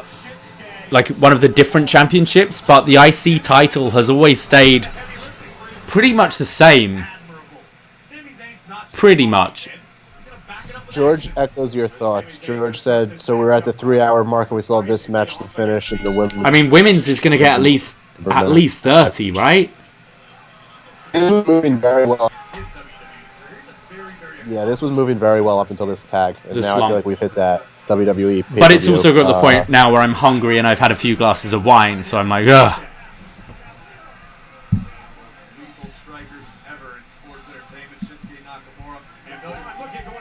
Sami Zayn. Does that answer your question yet, Cole? That Zayn's mind games are working perfectly on Braun Strowman. Mind games. And we got Kane in the ring. I hate his bodysuit thing. It's so weird. This is wildly right hand. Nakamura ducks underneath again and into a wall. Hey, I'm not quite wine drunk yet. I'm just a couple of large glasses in. Strowman said it took me 4.5 years to get the coveted Intercontinental Championship. I'm not going to let these three men take it from me, and a headbutt driving Nakamura back to the corner. No doubt about it. Braun Strowman fought long and hard to achieve the success he's... Sorry? What wine you having, Davey? I'm having a What kind of wine are you Chardonnay. having? I've recently got into white. I love red. I prefer red, but white doesn't make me quite as sleepy. So my girlfriend doesn't drink red at all. So whenever we go out and like we went to a place for dinner the other day, and it was a special, and you could have like half a liter of red or white with it, and she will just not drink red. And I was like, you know what, this isn't too bad. And I think Braden prefers white, so red I'd be just asleep by now. I like sweet wine, which is quite not cool of me to say. Yeah, who cares? But I did, you know. It's fun. But I'm a bubbly. Yeah. You like bubbly? People who know me, they know. You see, bubbly gives me headaches. Like, I enjoy it, but those bubbles go right to your head. My family friends got me a full bottle of bubbly for my birthday a few weekends ago. Nice. Complimentary bottle of bubbly. It was, yeah, I was quite intoxicated. The Liberator. Yeah, that's quite a cool name. EB40 question. And I like he's semi got gear on. Or Sammy got gear on.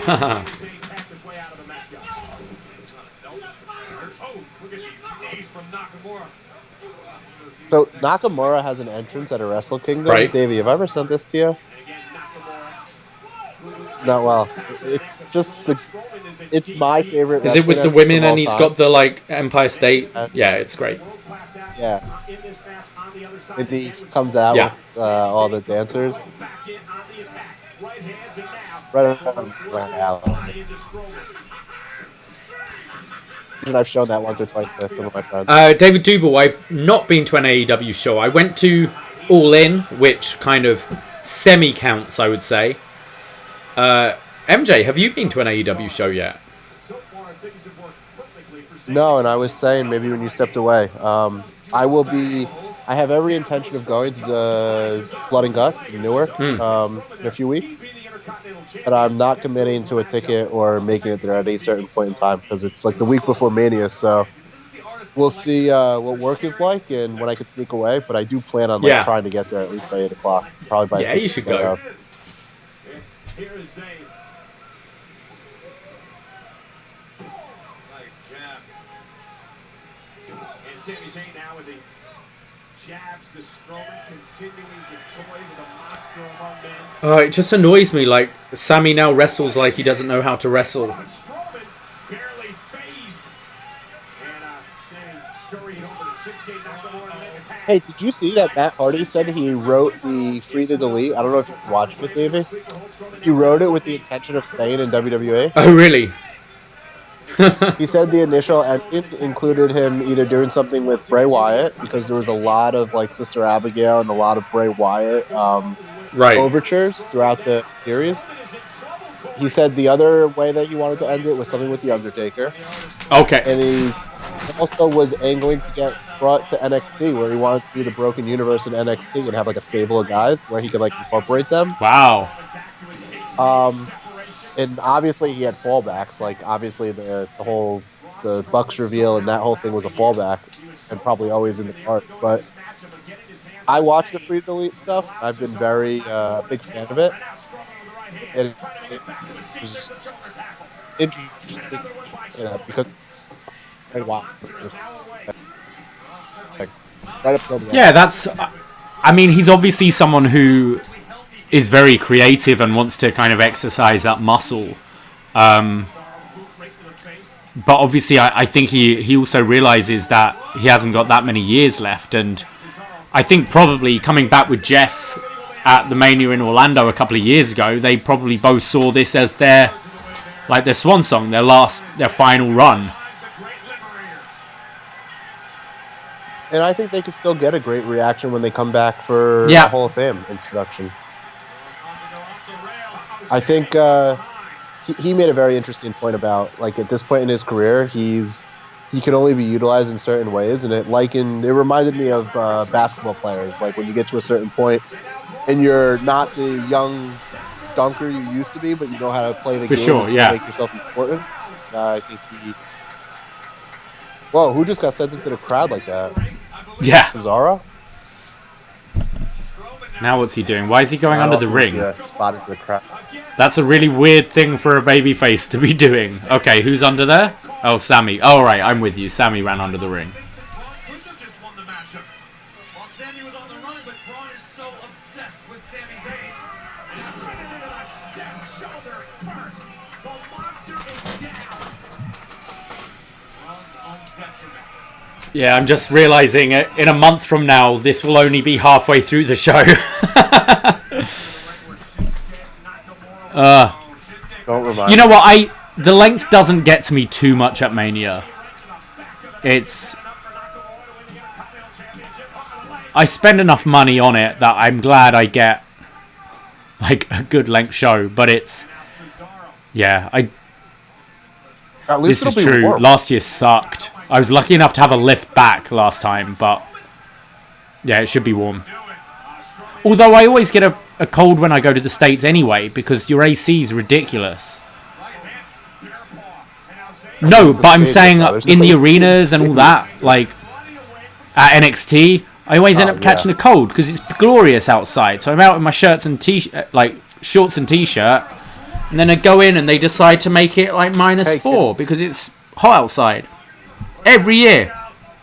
Can everyone in the chat let Davey know what they think of him catching a cold from It's the AC? literally every WrestleMania arena? trip this has happened.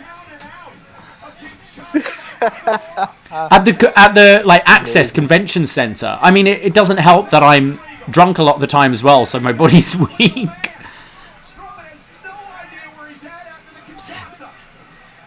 David, you know what annoys me? Wrestlers saying Orton is one of the all-time greats.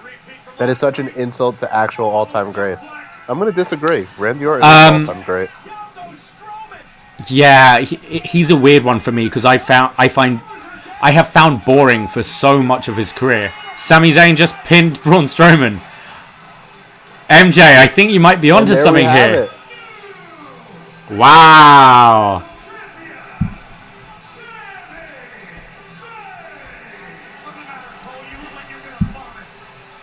Yeah, Andy, I've been to, as I said, every WrestleMania since 30. I almost didn't go this year, but I just can't imagine missing out that weekend. FOMO, right?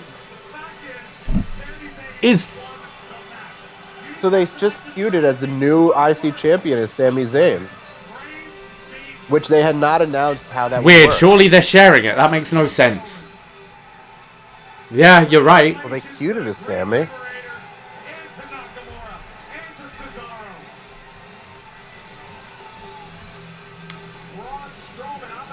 Randy Orton to me is an all-time great because when you think about the post-Rock, post-Austin era, ruthless aggression. I mean, here I am using WWE lingo, but I guess they want me to. It is like John Cena and Randy Orton. Watch that. Watch that promo from Raw this week. Like you'll see that when he's motivated, he is fantastic. And you know what? You're exactly right when he's motivated, because you compare this to the Bray Wyatt stuff from a few years ago, and it's like night and day. But you can see that Orton is clearly motivated to tell a story and to perform at a level that I thought his feud with Seth at 31, like you could see that he saw Seth is going to be a top guy, and that he's someone he can work with, and was willing to put on like a pretty decent match with him. Wait, is this Sami Zayn's first main roster title? It is, and they're saying he's the champion. What am I missing here that they're celebrating Sami winning? Like, why didn't... Andy, congratulations. How far gone is she? Is she going to have... Do you know the gender? You going to have a little wrestler on your hands? You need to rephrase that, Davey. You just said how far gone. Yeah, she's pregnant. I don't know. How far along is she? How far gone? About half a magnum so far. And I haven't eaten for a while because I came straight from work. But congratulations, Andy. What is everyone yes? Because Andy's having a kid. Oh, is that... They just got a lot of yeses. I thought maybe there was a question here that I would like to read out loud. Yeah, Andy, congratulations.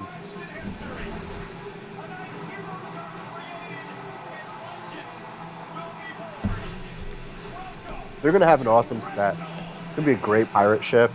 I hope that they have like a plank that people walk off of or walk out of. Like, I'm so in. I think I told you this offline, Davey. For me, I really just want to take it all in and like enjoy the environment, the experience, like the atmosphere. I found that to be such an awesome thing last year, because last year was my first Mania. This will be my first Mania that I'm traveling to like a city for, where I'll get to like do everything. Last year I kind of was a little bit chaotic. Just being in my home city. New York's just too big for it. It's not like this. Tampa seems perfect for Mania. Like, it's small. Like LA, it's one of the worries I have for LA next year is it's so big and everything's so spread out. I think Tampa's going to be an awesome host city for it. I advise you though, MJ, and anyone who might be going to WrestleMania this year, don't look ahead when they always release the set photos and like a little YouTube video revealing the set being built and what it's going to be. Try to avoid it, because it's my favorite thing every year is just walking into that stadium and seeing the set. It's awesome. I took a video of myself last year doing it for the first time and like kind of just walking into where my seats were. Hey, did you see Brock the other night? There was a clip online circulating of Brock pointing to Drew to like grab the title during the whole segment at the Ram. Yeah, like Brock basically was like calling instruction to Drew of like after he knocked him the third time to grab the title and hold it. And I thought that was so great, because Brock doesn't get the credit he deserves for like knowing how to make the moments. I think he's one of the best sellers there is. Like, when he does it, he'll sell for a guy. Oh, thanks, Andy. Glad you like it. Hey, thanks, Andy. That's a very nice message. We're trying to do more of these. Alex Davie's in the room asking, why is there a guy asleep on my couch? No, that's MJ from NJ. He's actually in New Jersey. I'm in Toronto right now. Braden's at work, and I needed a co-host. So, there you go. Hey, correction, I am live in New York. Oh, you're live in New York. I've been to your place. Yeah.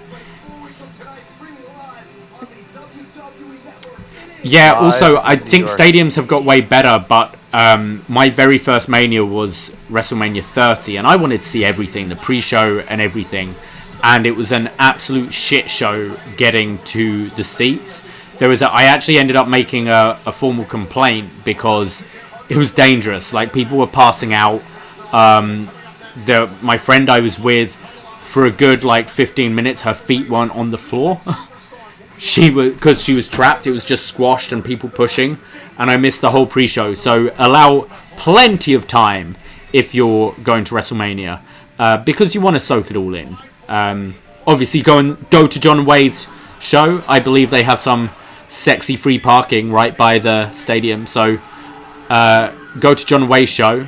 I'll be there. Yeah, and order food in charge of the WH Park. Yeah, any tab anywhere, just say WH. WH.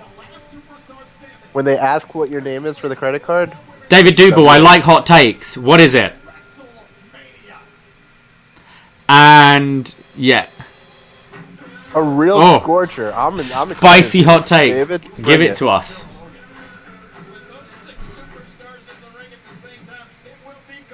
Hey, should MJ go get lit for this elimination chamber?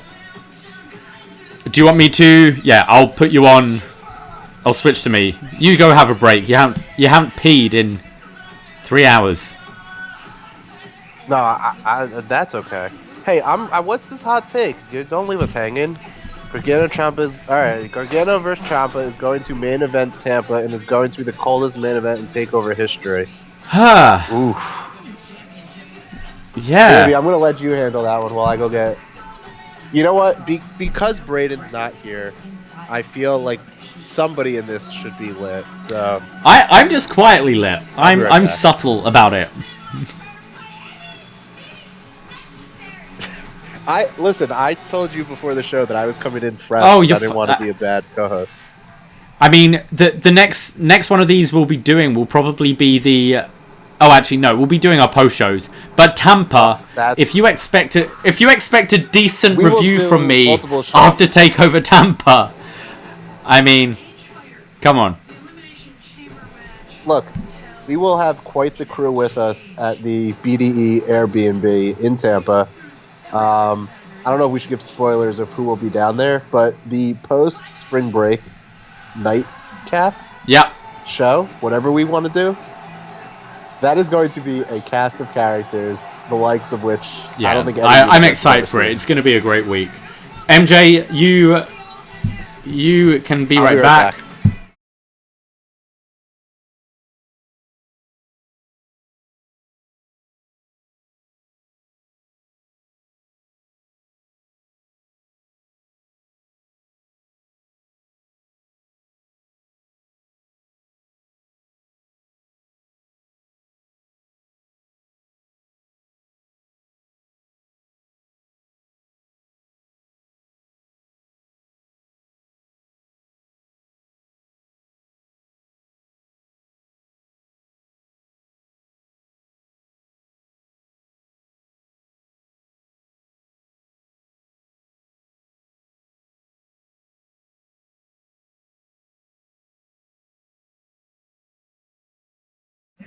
I'll just go back to this and we can see when MJ comes back in.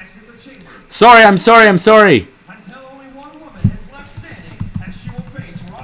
Okay, there we go. I'm just gonna keep MJ in the little box there. So we'll see when he comes back. Yeah, so about the statement that Gargano vs Ciampa is going to be the coldest main event ever in NXT history, I disagree with that. I think I'm sorry, guys. Yeah, I've been to every Mania since 30. But I think the feud isn't working for me right now, and which seems crazy to say because I was so invested in this story for so many years. And I think I feel it's forced. I feel it feels very forced this time round. I don't feel it's organic. I think there's a better way they could have gone with the story to make this work. But I think they're both talented enough that once the bell goes, people will be into it. They'll win over the crowd. These guys, in my mind, are incredible, and they have incredible talent and incredible chemistry with each other. So I don't think it will be a cold main event in the end, but I do kind of feel that way going into it. I wouldn't say I'm as excited about TakeOver Tampa at the moment as I have been about other takeovers I've been to. Yeah, Chris Leone summed it up much better than I did, who just rambled on once silently and just then again. Here's my pick to win this match, Sarah Logan. Can totally see her closing WrestleMania against Becky Lynch at WrestleMania pirate ship. She can turn it into like a Viking ship or something. For sure, Andy. No, you're completely right. TakeOver doesn't fail. I just feel at the moment, sometimes you see a card way out. And maybe that was one of the things with the taping era. You'd hear the card before you see the TV a lot of the time. And you go, oh, that sounds good. And then you watch to see how it goes there. Yeah, Chris, this is the main event.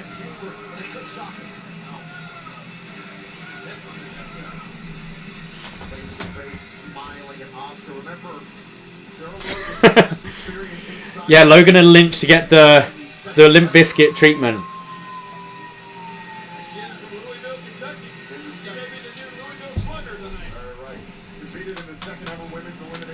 I served a lot of people at my bar today who looked like Sarah Logan.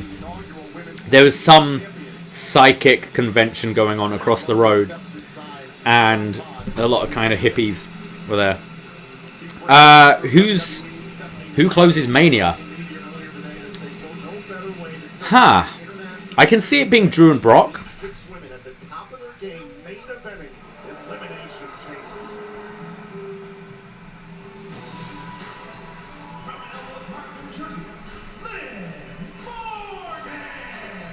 Byron, you can see that icy glare as Logan watches Liv Morgan make her way towards the chamber. Liv Morgan is someone who has experienced incredible maturation here in WWE. Admittedly, she wasn't comfortable with who she was for a long time, and now she is comfortable. She's ready to take that next big leap. Bravan, that could be it. I think we've...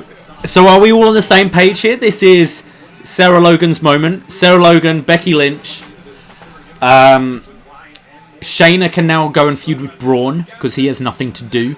Because history. Let's make history, guys. MJ's coughing up a lung. Yeah, I think Drew and Brock can have a pretty good match. And you've got the babyface win there. I feel I don't think they'll want to risk the kind of beach ball reaction if you do Goldberg versus Roman last. Like, I'd even say maybe open the show with that. I think people would be totally into that. Similar to last year's, start with the Universal title. People would be so hyped for Mania that they're not going to want to just boo both guys. I think they pop for a Roman win. You can move on from it.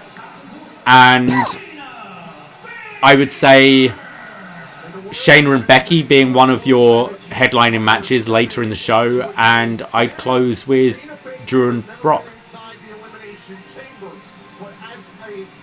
Or Vince, yeah. Shayna can feud with Vince. Oh, I like that. I like that. Back. Sarah Logan and Braun Strowman can go for the tag titles instead. Yeah, I do, yes. Davey, you hear me? Welcome. I'm back. Liv Morgan's gonna die in this match. She had a look on her face that said, "I'm gonna die."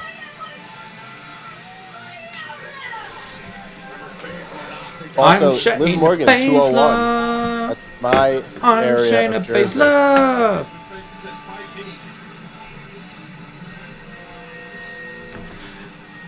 Yeah, Chris, I've heard pretty much mainly positive things for the BT deal. I know it mainly from their Twitter game. I think their Twitter game's fantastic. How has it been then over there? And David Dubois, I do not know calculus. I was not good at maths at all. I'm a words guy, not a numbers guy. Hence my bank account. Damn, Liv Oh, yeah. Morgan in that outfit. Double champion Amanda Nunes. 201, my area. Got plenty of experience for this moment.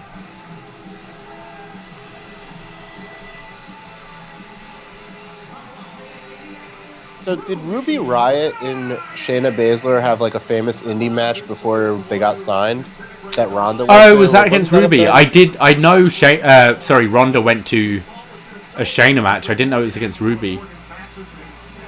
Has Ruby just got a face Somebody in tattoo, the chat or correct is me. that makeup? Shoulder surgery, and she had a chance to stew to decide where she wanted to take her career. And to quote Ruby Riott, she said, "The only person I'm responsible for now is me." Eric says, will Sammy get a Mania match this year? He hears Daniel Bryan is available. Now that is something that I would be interested in seeing.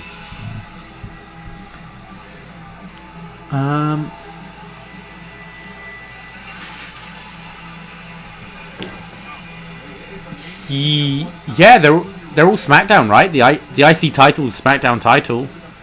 I fucking love that, but Bruvan, you're on fire today. Don't trust a wrestling podcaster to help you with math. Yeah, It just feels like they need to do multi-man stuff for the US and the there IC is a title, lot so of I singles just don't matches know. on there, which I'm not complaining about. I prefer that. Feel I like- don't like this whole participation award with everyone should get on the card. Yeah, of course. Can I curse on this? Fuck that. Like, why shouldn't. should everybody get a spot on WrestleMania? Like, I feel very strongly about this, actually. Why It's should why you everybody get a have spot on great WrestleMania? takeovers. The fact Kushida has been with the company for so long and he hasn't been on a takeover yet shows you the quality and how hard it is to get onto a takeover card. I'd argue there's a different reason Kushida hasn't had a takeover yet. Go for it. Wow. They see Yeah. no value in Kushida. They saw no value in Nakamura. But- they see no value but in NXT's Asuka, always- they see no value in NXT's all always of been the different, Japanese though. talents. Nakamura and Asuka were... But NXT now True. is on the USA Network. That's what I mean. Like, getting back to what I said earlier, that's like the WWE mentality of like, in the old days, Kushida would be Yeah. like perfect there. And now it And- feels like, no, we can't. And they've got so feature him, we many can't good cut a people promo. there. Like, what does Cameron Grimes have that Kushida doesn't have? But Cameron Grimes is going to get featured Yep. because he can speak. Chris, thank you. That sounds pretty cool. Yeah, Sky didn't do anything for WWE. I think it was just one of those long-term relationships where they got just too comfortable with each other. And now BT is like, it's like a brand new relationship and they want to go out and be seen together, and I like that. Chris asks, whose Twitter game is better, BT Sport WWE They're both pretty or good. WWE on Fox? I personally, they're both fine. They're good. I personally get annoyed by WWE on Fox because it's not Oh, sure. Fox doing it. I follow some other stuff that's on Fox, and like, just the promotion on the social channels are so much better than what it could be. This goes back to like, we all wanted something different out of SmackDown on Fox, and we're not getting it. But it's good. It's just by comparison, I guess, of what I was looking for.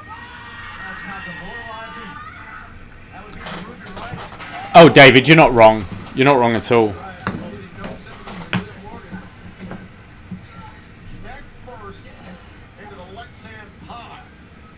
I mean, you see it in real sport as well, don't you? I remember when most of Arsenal defence just went to Man City to sit on the bench. Like, it happens.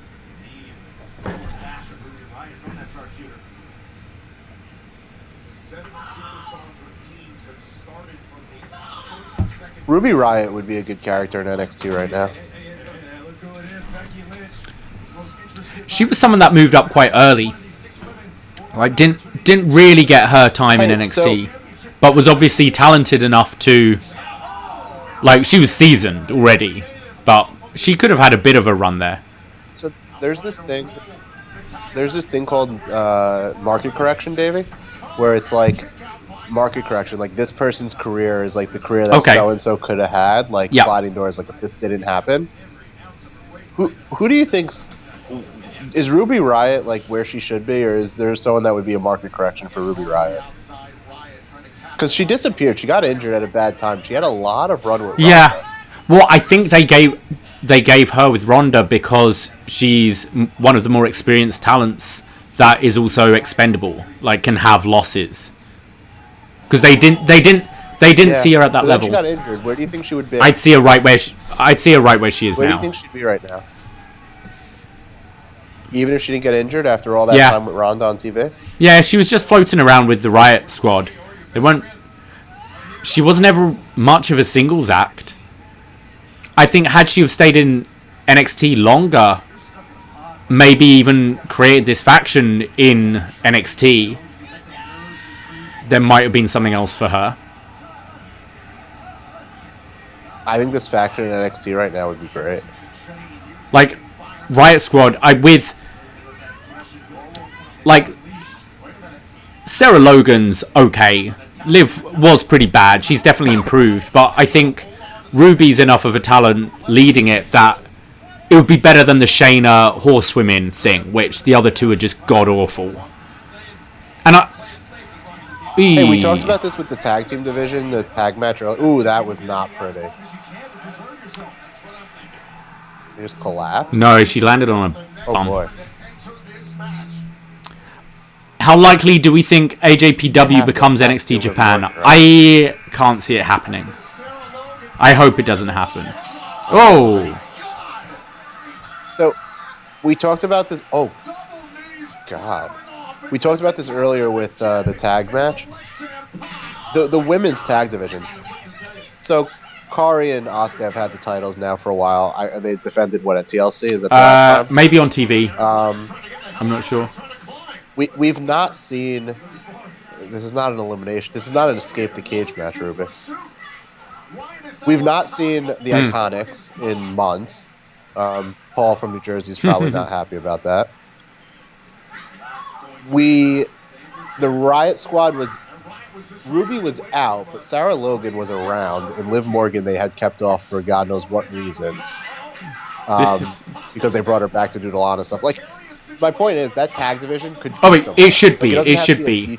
They should be going on NXT. It was one of the reasons I didn't like the Dakota Kai Tegan Nox, like the Dakota Kai turn, was because I liked them as a legitimate tag team who could be like carry those titles for a while, have them in NXT, then move to Raw and SmackDown. Like, they should be traveling champions, and they've only done it once, I believe. Campbell K. I don't know that we've seen. Alright, Campbell K. Welcome. I feel like the Riot Squad was supposed to be a version of the Powder Puff Girls. Ruby was red, Liv is pink, Sarah You're not was wrong tan there. and green. You're not wrong there. Yeah. That's like pretty good. Yeah. Oof. Jesus, she landed on Natty's face there.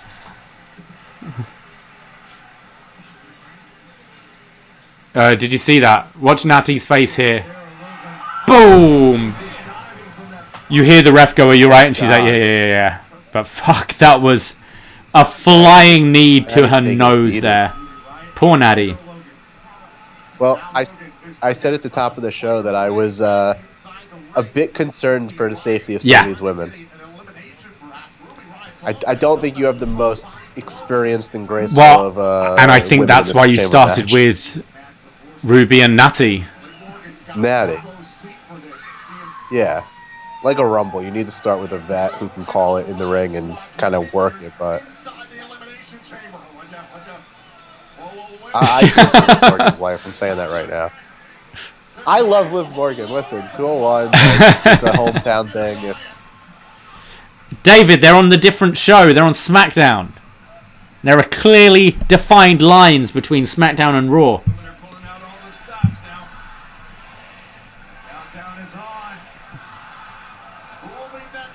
Oh, Asuka. We need Asuka in there as well. Like,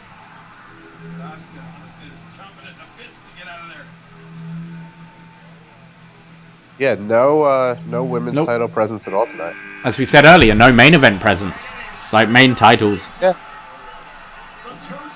Yo, they're really going to eliminate Ruby before Liv Morgan comes out, aren't they? Oh, so she doesn't get that spot? I Oh.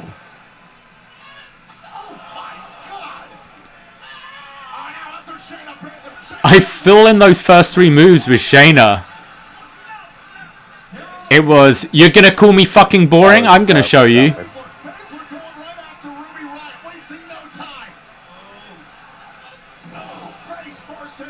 More Shayna Baszler's last great match. That looks fierce. Yeah, they eliminated Ruby Riott before Liv Morgan came in. Unfucking believable. So it's now Shayna, Natty, and Natty's down. I'm just gonna come out and say it. Like, this is disappointing to me because this is a predictable match. And the most I could have got out of this, like from a story perspective, would have been like Liv Morgan and Ruby Riott. Do I think that they're gonna get any kind of feature? No. But you could have at least done that in this match. Again, is that the women's battle royal spot? You set it up here. Yeah, but you make me want to see the battle royal for that. Like, no, but it's the pre-show thing. It's something people will pop for. It's a story that you pay off. Same with, as we said earlier, Otis and Dolph Ziggler. It's something that will. But you're doing this stuff on TV. Like, if you're spending TV segments on these characters and not gonna actually have them interact in the chamber, like what? Why? You got to think that's deliberate, though, right? Oh, okay, but I tuned into. I know. Yeah. Yeah. This is where the insulting I know what you're saying. Insulting like that's been a story now for the last few weeks. That was a big part of the go home segment when they did the contract signing. And yes, the outcome of this is predictable, but as someone watching weekly television, like, give me a little meat to what you've been teasing. I get what you're saying. You can blow it off at the Mania, but that's gonna be on a pre-show. But I don't know having them both in the ring here. Don't you want to hold off that first encounter for the bigger show? What's a bigger spot, though? The main event of a pay-per-view? Yeah. Or the pre-show? Yeah, I see what you're saying. And I'm just saying, if you made it part of your go-home angle for the contract signing, then at least pay it off here where it's a featured prominent spot. Even if it's at the end of the night, it doesn't mean anything, but at least you gave it some attention. Yeah. No, I get what you're saying. I get where you're coming at.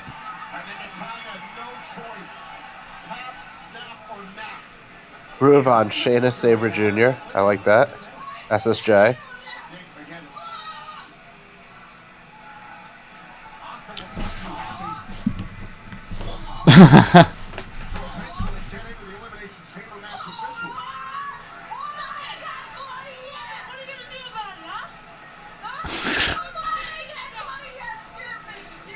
Andy says we complain when they don't give people the rocket, it's true. We complain when they do. I don't know. Do you have a complaint? Oh no, Shayna destroying everyone? Absolutely not.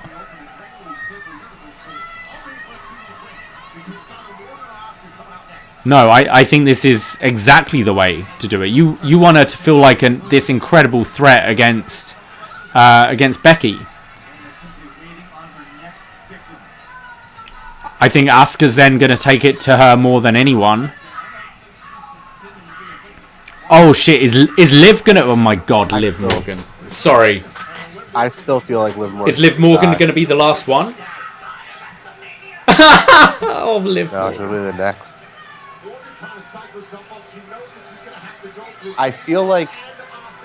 I thought Liv Morgan was going to die doing something with Ruby Riott, but I feel like Shayna's going to throw her through a pot or something. Who is next? Who's it going to be? Liv Morgan or Asuka? Yeah, I actually like this. Chris Price, we haven't had a chamber like this before. Andy, I'm loving this. Literally, if they put Liv over Asuka, I'm going to die. I can see Asuka and Shayna going like 5 minutes.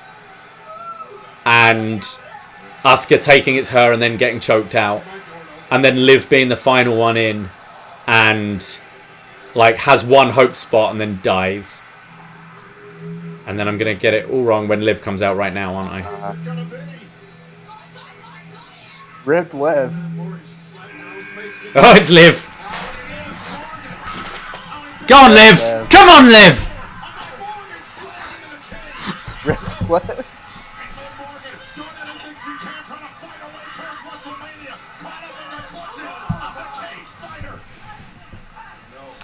I agree, Chris Leone. It's like what they did with the Rumble this year. They booked them both very different. Oh, Jesus Christ. Fucking hell. Oh, my God. Liv. Hey, a little toast for Liv Morgan right now, guys. Rip Liv. Well, can't say we didn't see that coming. Jesus. It's okay. I mean, they're not doing anything with her anyway. And all the while, Becky Lynch is watching. What can Becky Lynch be thinking? Oh! This is a level of competition trying to get to Becky Lynch and her title at WrestleMania. And again, down goes Morgan. It almost looks as if Shayna Baszler is irritated that Liv Morgan still has some fight left in her. I think you're exactly right. They did get one shot in there, but... Oh!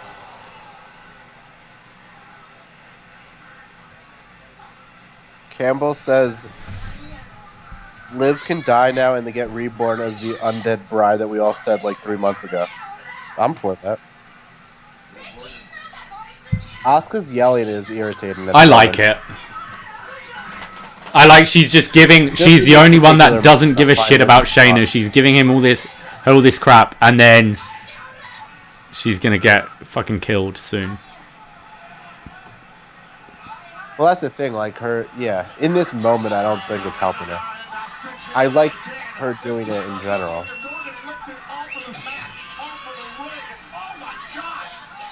Staring down Asuka the entire time. Tap out. Morgan trying to hang on. Morgan. She's passed out. She's passed out. Morgan's out. Maybe your volume went really My high. volume did? That's It strange. went really high for a second. It's been steady. It might be the mic, because I went silent, the mic might have focused on the TV. It's similar to like visual focusing. So Liv's... Bye, Liv.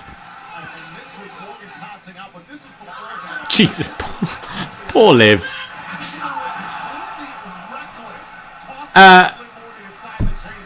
Oh, okay. Campbell, I thought you were talking to me. Although I am a fan of the dad joke. No, David gave a pretty good one. She going to live another day.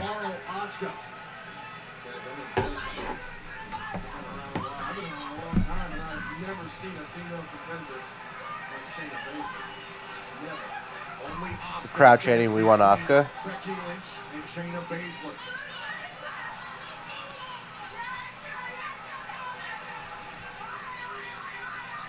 So time and time again, Shayna Baszler operates on Shayna Baszler's time. On Shayna Baszler's Or do you do... I don't know. This match has followed suit. Can Liv got Liv eliminated. dead? She Where got is choked Liv? out. Yeah. Can you She's see... eliminated. I don't know. Is there a chance of some kind of screwy finish here? Or we think it's just obviously Shayna?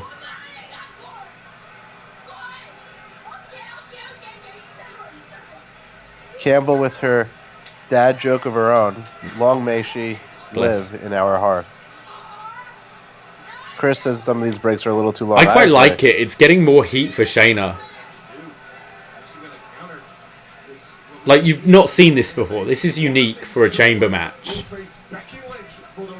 Normally at this point they just kick down the doors and start the match early. Yeah, dude, this pay-per-view's been pretty long. Do we need to carry on? Yeah, I know what with, you're saying. But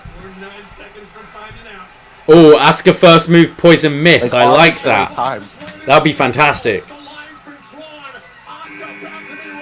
Yeah, we're almost at 4 hours here for a show that had no matches a couple of days ago. The first half of Oh, the it show was. awesome. It's just fatigue. I think it's been a pretty solid show. There's not been anything that's like truly offended me on it, which is For a show with no title matches, like, give it a high mark for a show with no title matches. No top 4 title matches, men's or women's.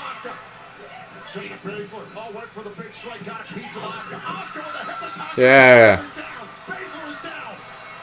This is a match we never really saw. We never saw in NXT, is it? Because Asuka moved up before Shayna was there. 2 of the best in NXT ever. The 2 best women champions in NXT ever. Yeah. Yeah, Well, and Andy, I'm with you. I'm being enjoying this. I think it's the positioning in the show. It's making it tired, but I quite enjoy this. This is a nice little nod to like fans that follow. I would say that it is just late in the night. Curious from See No Evil if the crowd's pretty energized for this. Going for the Asuka lock.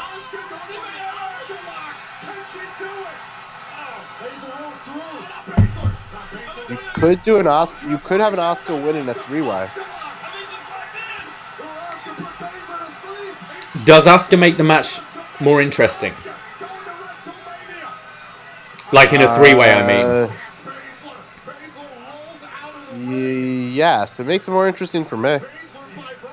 Like, Because of what you're saying, that this is like such a nice matchup of NXT. I think that's a nice juxtaposition to like Charlotte fighting for the NXT title, is that you have Becky defending against the 2 like most feared NXT women's champions. I kind of worry about the actual quality of the match between Becky and Shayna. After that Survivor Series match, I think it'll be fine enough, but I think that if you're trying to tell a story, there's more to tell with including Asuka. okay. Only just because now that's what we're looking at right here. Like, before tonight, I thought there was no chance. Campbell, you say that, but also Charlotte versus Becky versus Sasha is maybe my favourite women's match at a WrestleMania. So 3-ways can work, but it's finding the right combination. Sure. I like Shayna against smaller opponents. Like, her matches against Kyrie, I think, are the best matches Shayna's had. If you were to show Asuka's run as NXT Women's Champ, Shayna's run, Becky's run as Raw Champ, Becky and Asuka have history, Becky and Shayna now have new history, like, I think there's enough there to tangle all 3 in a way that produces a story and a feel for the match. I like that. I can't see them doing that. This is probably it right here. Yeah. I'm spitballing this because we're watching these 2 kind of fight at the end, and it seems almost like a foregone There we go. conclusion. Yeah, Asuka's out. That's it.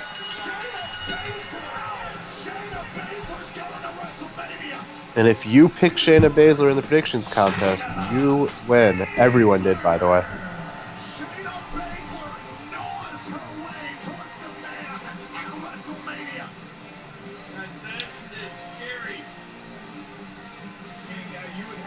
I mean, I think that's the right way to book her if you're going forward to this, is just have her fucking unstoppable.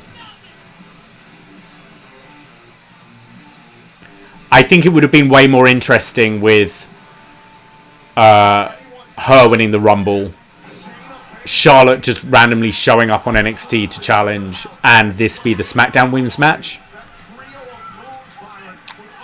But that's not what we got. The SmackDown Women's match is going to die on that card. Oh, yeah. I don't know what you do with it. Maybe Naomi wins and has an awesome entrance. I don't know what you do.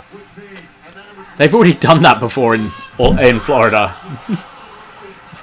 They literally did it down the street in Orlando. Yeah. Oh God, Liv Morgan. That swing against the cage in the glass was nasty. If anybody wants to make me a Rip Liv t-shirt, With just that picture of her being slammed against the side? nah, like the Undead Bride. Oh, okay. I'm gonna book Liv Morgan for 2021. You book her for what? Just the Undead Zombie Bride. Okay. Rip Liv. She could be like Undertaker's new something. Right, now... All right, so Becky's Now, gonna is come Becky out. coming out? Is this the end of the show, or are we going to add another 10 minutes onto this No, thing? Becky's got to come out for like. We got to make this show go 4 hours. Oh, no, that... Okay, the logo's up. This isn't NXT. Campbell says, yeah, it'll be like Broken Nose Becky t-shirt. You know what I'm talking about. It'd be a good shirt. Get Scrump on the line. The FCW story, where we try to tell you how FCW and NXT, the contest, were both the birth of NXT. We're done. Okay, guys. So that was it. Thank you for joining us. Sorry Braden wasn't here today, but thank you very much, MJ, from NJ, for filling in. I'm going to have a coffee. I hope you all enjoyed the show. Enjoyed not NXT, what's it called? Elimination Chamber. And the watch-along. We're going to try and do as many of these as possible. We quite enjoy doing them. I think it's pretty fun to watch these pay-per-views with all you guys. If you're sticking to watch the FCW show, I hope you enjoy it. I need to eat, so I'm going to go and have some food. And go check out John and Way. I think, what is it, double and up? Probably. Yep, they're doing their post show probably any minute now. So yeah, thanks guys for all joining in. Obviously, new episode of Up Next will be up this Wednesday on the Patreon. Oh, we also have a free Star Wars review coming out next week. We've finally got to the final trilogy, so the Force Awakens review will be out on Friday, and feedback for that will be open on the Post Wrestling Forum soon. And then we've got a game on the Patreon with John Way and Mike Murray. We'll be playing a game that I call the greatest WrestleMania. So you'll find out all about that on Thursday. And then we'll have another episode of Was Next, where we're back in 2012 going through the Full Sail era of NXT. So have a look at that, patreon.com/upnext. And we'll see you soon. Thank you very much. Cheers. MJ, anything you want to plug before you go? Post Forum, all of Up Next, Patreon, and thanks for having me. This was fun, Davie. Can't wait to hang with you in Tampa. If anyone's going to Tampa, slide in Davie's DMs, or you can slide in my DMs. Get in touch with us. Absolutely. We're going to have a lot of fun. Okay, as we say here, take care, be safe, ahoy!